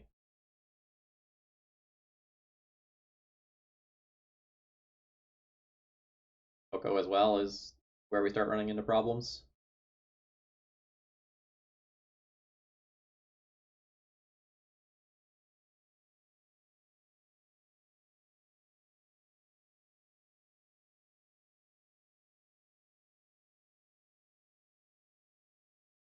So this is fine, as long as Karn resolves. They have Force plus blue card here. Like, whatever. We tried.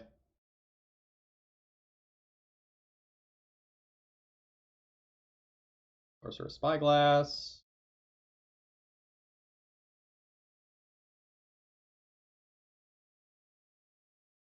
Don't show me Abrupt Decay. Food Chain!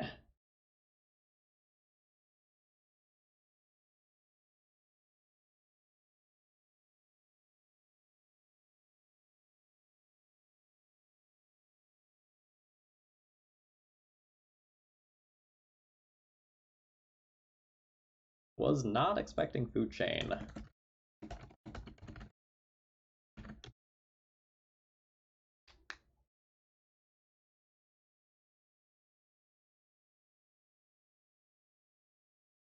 Yeah, this league has been kind of crazy, like, for sure.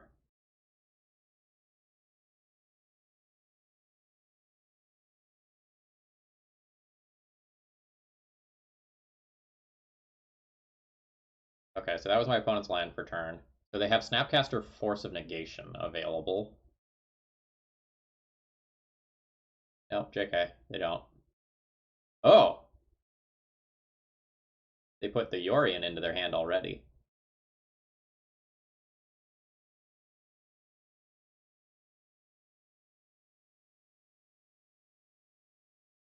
Okay, what is Karn doing? So my opponent is going to, like, end of turn play a Snapcaster Mage. And I can Bone Crusher Giant that.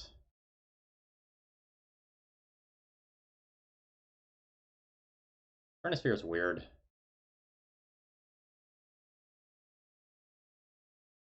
Like, if I play Trinisphere, I can't then stomp the Snapcaster Mage.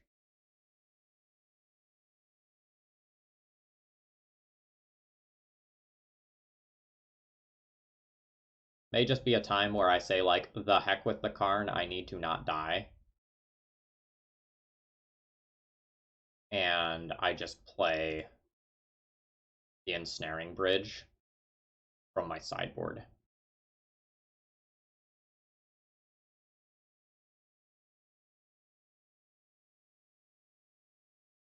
No, they have I have Chalice in play, so they won't cast it in response, so they can Brainstorm. I disagree.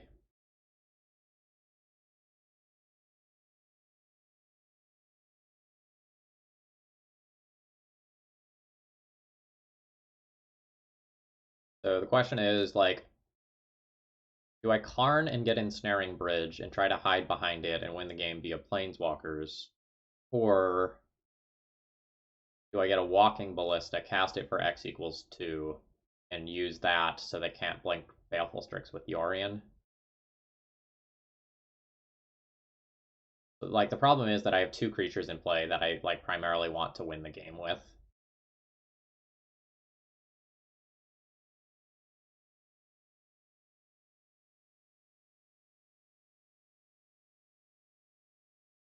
There's also this Uro that's potentially coming.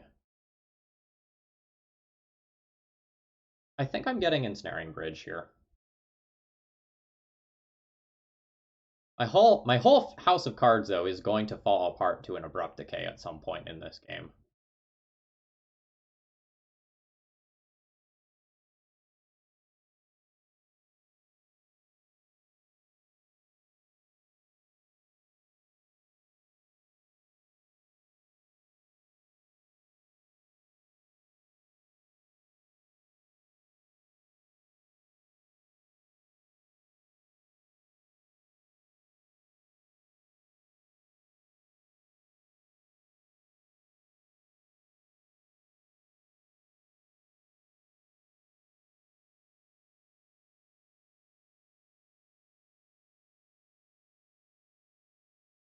I appear to have gotten something in my eye. It's weird, though, because, like, hiding behind the Ensnaring Bridge is, like, very bad versus the Food Chain side of the deck.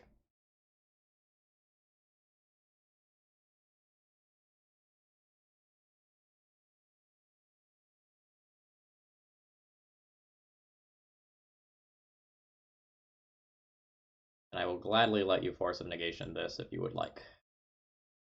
You can have that as a treat. I just want to get this card out of my hand.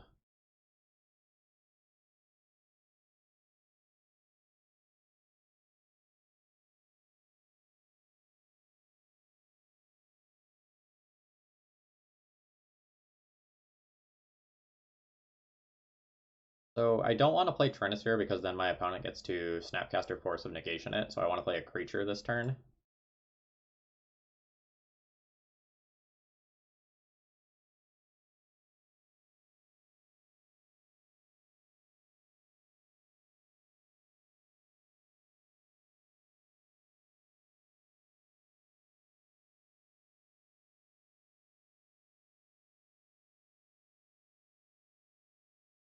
So we're looking for this to not get the +1/+1 counter in the future.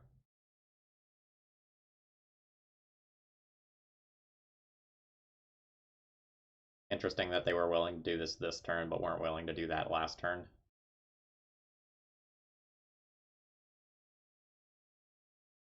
I can put a 5th card into the graveyard and cast an Uro this turn.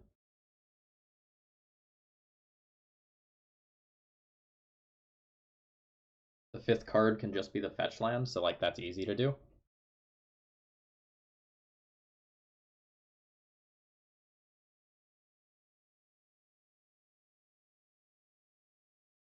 Sure. Okay.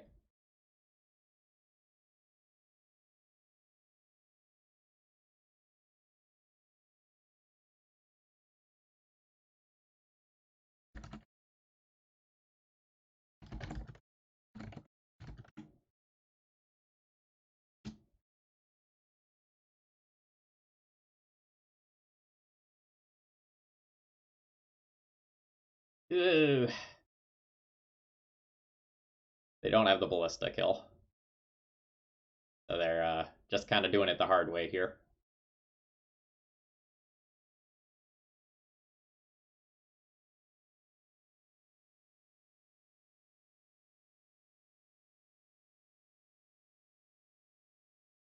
So they're just using that to get mana for Uro, I guess.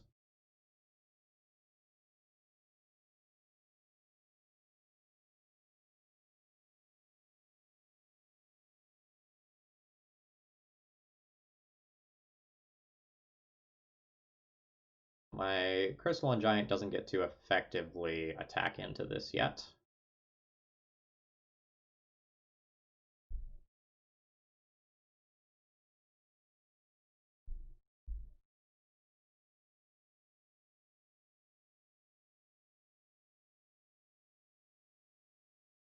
Well, I drew something else to do.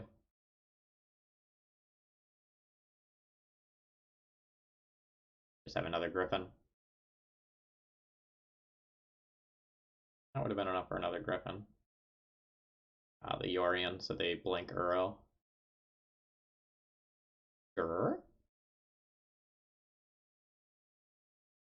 That good for them though? That's kind of weird, right? Because like the Uro then like goes to the graveyard when it comes back. I guess that's worth it for them right now.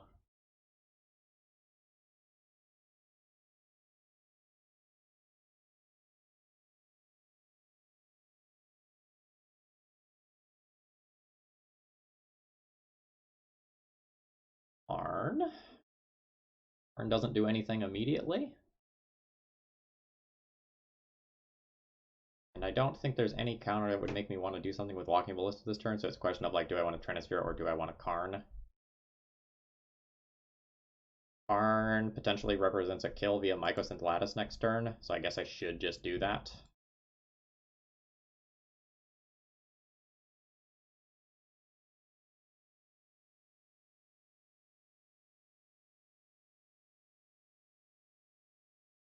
I can get Tormod's Crypt here, play Tormod's Crypt,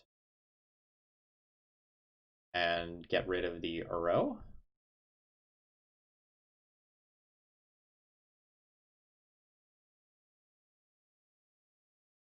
Again, the House of Cards that I'm building here is very, very much soft to one single abrupt decay. One abrupt decay on either spyglass or ensnaring bridge, and everything that I have falls apart.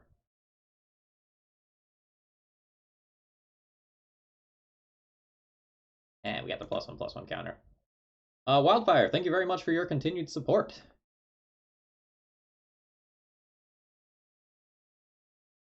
I am definitely nervous. I think my opponent has played really well.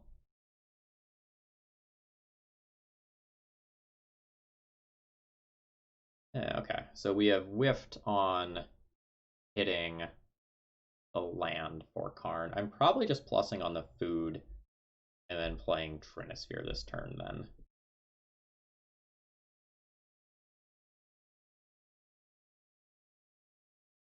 Like, destroying my opponent's lands doesn't seem all that impressive. Play the Trinisphere first.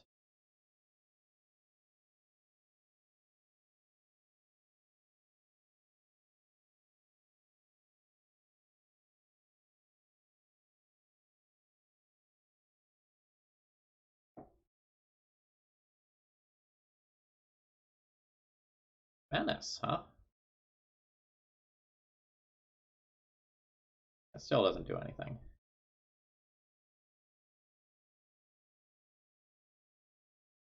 Okay, so Mycosynth Lattice here, I think, should just represent the game ending on the spot if my opponent doesn't have a counter spell or something of that ilk. Let's try. Guess like double Ice Fang Coatl would do some things.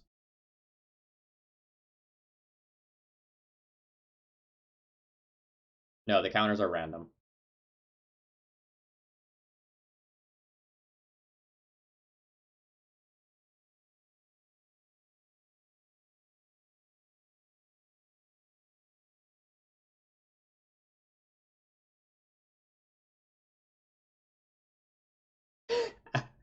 I respect the trolling. Whew.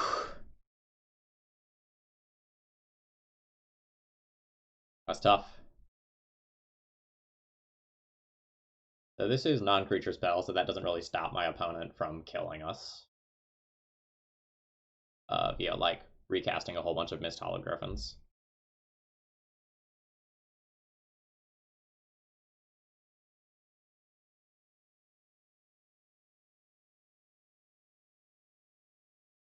Opponent says, should have elked the Chalice when I had the chance.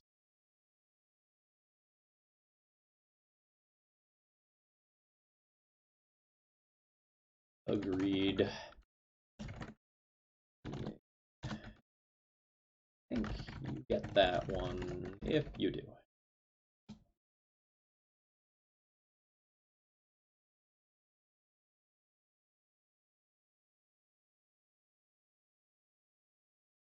I don't think I get to sideboard much for this matchup. Like, I maybe don't even sideboard at all. Like, Scab Clan Berserker is really bad against Baleful Strix and Friends and Icefang Coatl.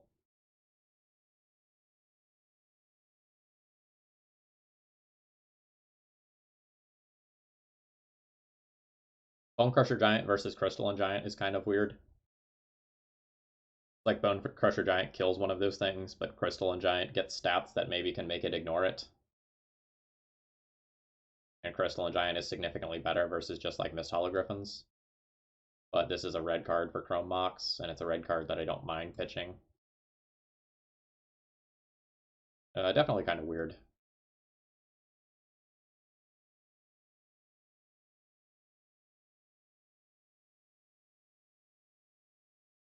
Like, the other thing I can do is just, like, board Chalices out. Because, like, Chalice isn't really great against that deck. Like, you saw all game how, like, I was really just, like, terrified of Abrupt Decay. I could, like, board Chalices out, awkwardly board this in, and board this in, and just, like, try to punish my opponent's deck for being a thick Yorion deck. I don't really hate that. The other thing I can do is board in a Walking Ballista, because I might not want to tutor for that, but drawing it's okay. something like that.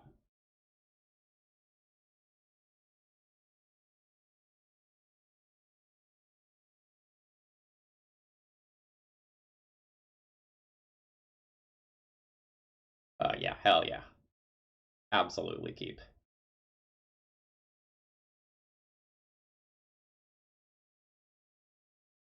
Every time you get the chance to like play an early Blood Sun against a large deck with a bunch of fetch lands, you just do. We'll take some damage with Ancient Tomb as well, just in case the Blood Sun doesn't resolve.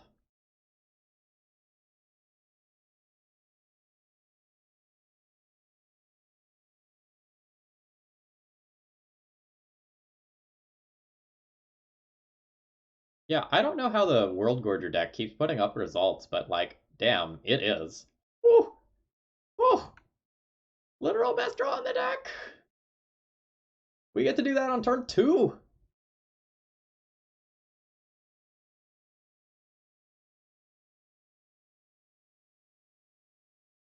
I mean, that's a good draw from them. That's just a, like, literal draw 4 cards.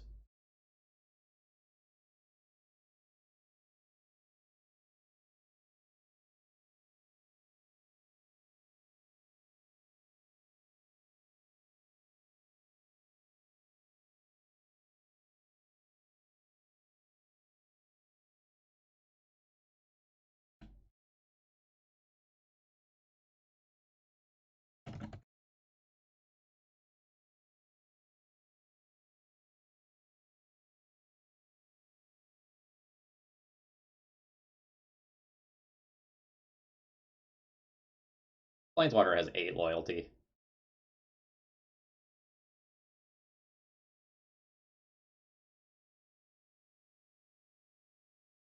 So an Oko or Uro can offset a lot of the life loss of Chandra, so it's not like this game is over or anything.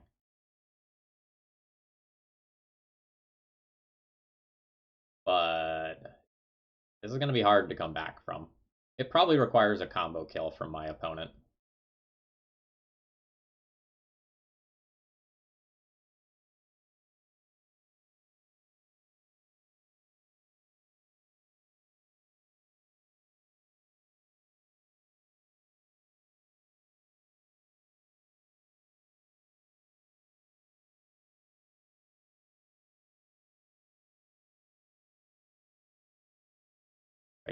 Do I just like straight up fiery confluence their dome? Or do I play Crystalline Giant plus another Blood Sun? If I was gonna play Blood Sun, I should have played a land first.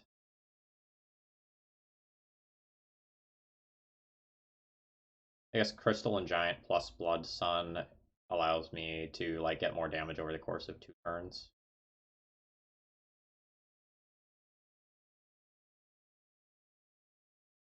Makes it so they can't fetch after Abrupt Decay or something.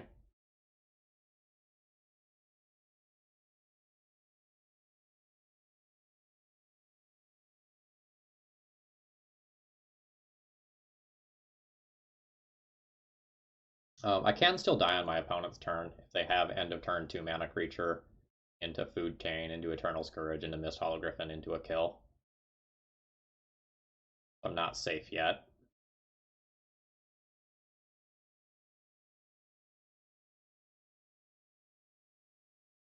Hmm.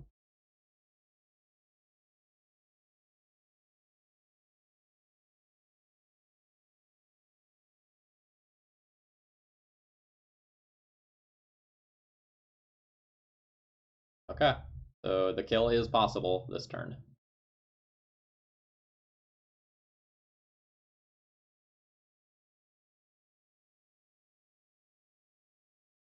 It's really unfortunate though if they can't kill me and they just like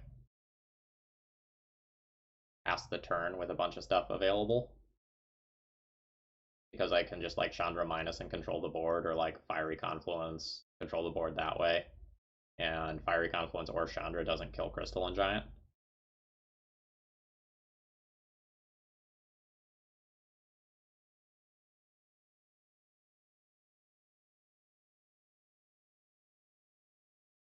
That was a shuffle off the Ponder.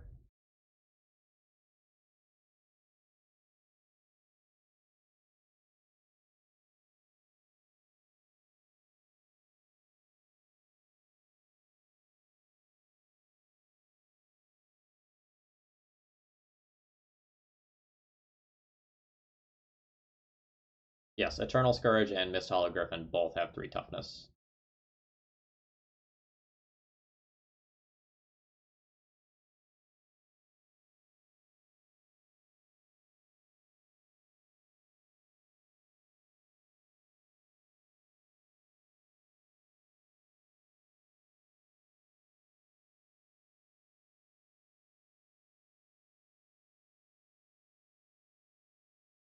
Okay, so just kind of working out this turn mentally. If I Fiery Confluence their face, that's worth 6, and they're gonna go to, and they're gonna take 9 total. So like I'm thinking, do I just wipe the board and then crash in for 4 with Crystalline Giant, or like how do I play this turn? The Crystalline Giant is worth 4. I think I just like -3 with Chandra as the starting point because like more emblems isn't super necessary. None of those are elementals. None of those are elementals.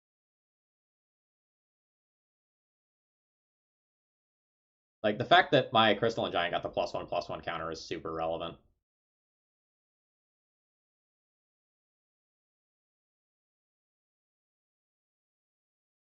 Okay. I'll play a Crystalline Giant so that it can get a counter.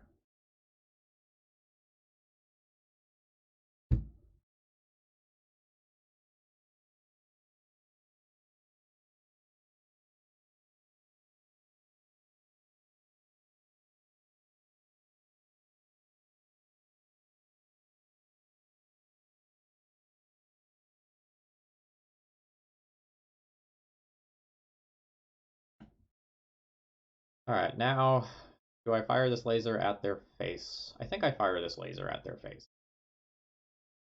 I still have another like sweeper effect for next turn.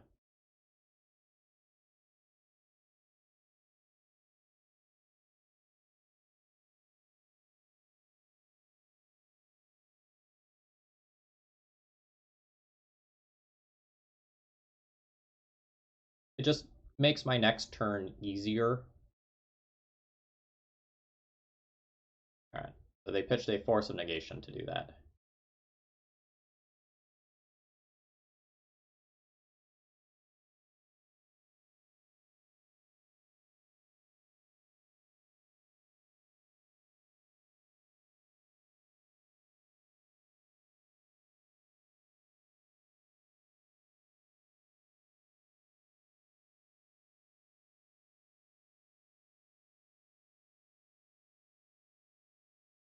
The ultimate is X damage to target creature or planeswalker.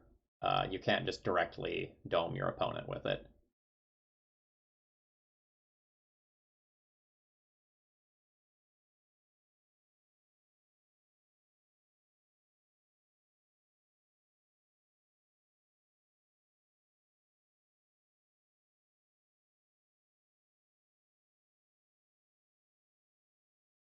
Yeah, Giant 2 not having a counter is a little rough.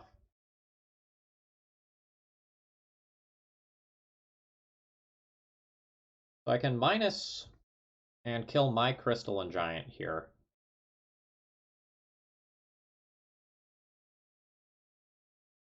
And then, like, effectively I'm doing 6 damage in this turn cycle, which means that my opponent is dead next turn. That seems fine. Like, it's awkward that I played this out if that was my line. But I think that's what's happening.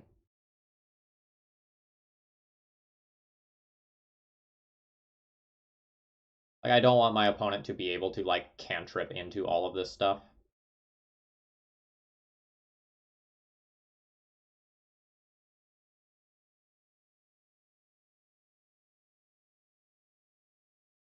Trample now. Yeah.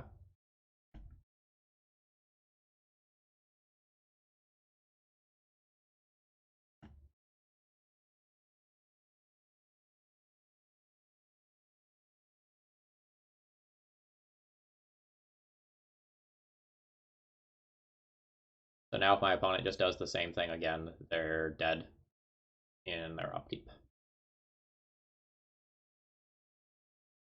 They have to do something different this turn.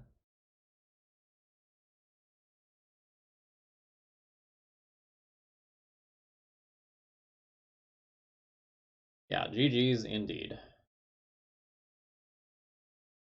Well, the Yorion wasn't in their hand yet, right? So, like, that wasn't a line that was available to them. Okay, yeah, they just kind of had the wrong side of the deck there.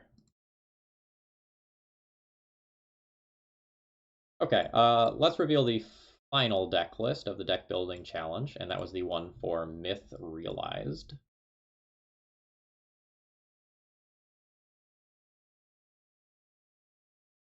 So this deck is kind of cool. Congrats to David Bellinger for submitting this one. It is a Myth Realized combo deck that gets to attack from a bunch of different directions. So sometimes it's going to play out like a Storm deck, where you just go like Dark Ritual, Lotus Petal, LED, Chrome Mox, Echo, go, and you kill your opponent via Tendrils. Sometimes you're just playing out a Monastery Mentor or a Myth Realize and casting a whole bunch of spells, even if it doesn't kill your opponent, and then you've either created one giant difficult to interact with creature, or a whole bunch of small creatures that can get bigger on your next turn. Or you can do the whole Narset Echo combo in order to strip your opponent of all of their resources. This was, in my mind, the coolest Myth Realized deck.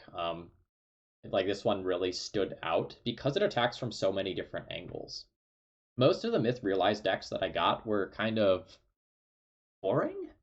Like they were low hanging fruit, like shove Myth Realized into Miracles or shove Myth Realized into Standstill. And like the deck lists were fine, but they weren't really exciting in any way, and they weren't really like unexplored territory. Whereas I felt putting Myth Realized into this shell was like a bit more experimental and interesting. And I'm looking forward to trying this one out.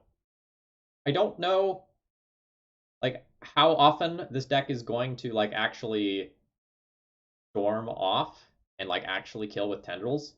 It seems to me this deck is more like turn one, play Myth Realize or Mentor, turn two, try to do a big thing, maybe don't quite succeed, but leave the opponent close to dead. That's kind of how I see this deck playing out a lot of times. But I might be wrong. Phil, your stream is advertising me to join the National Guard. Well, I mean, do that if you want.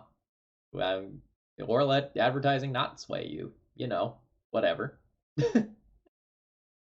I don't get to pick the ads that air on my stream. I have no control over that.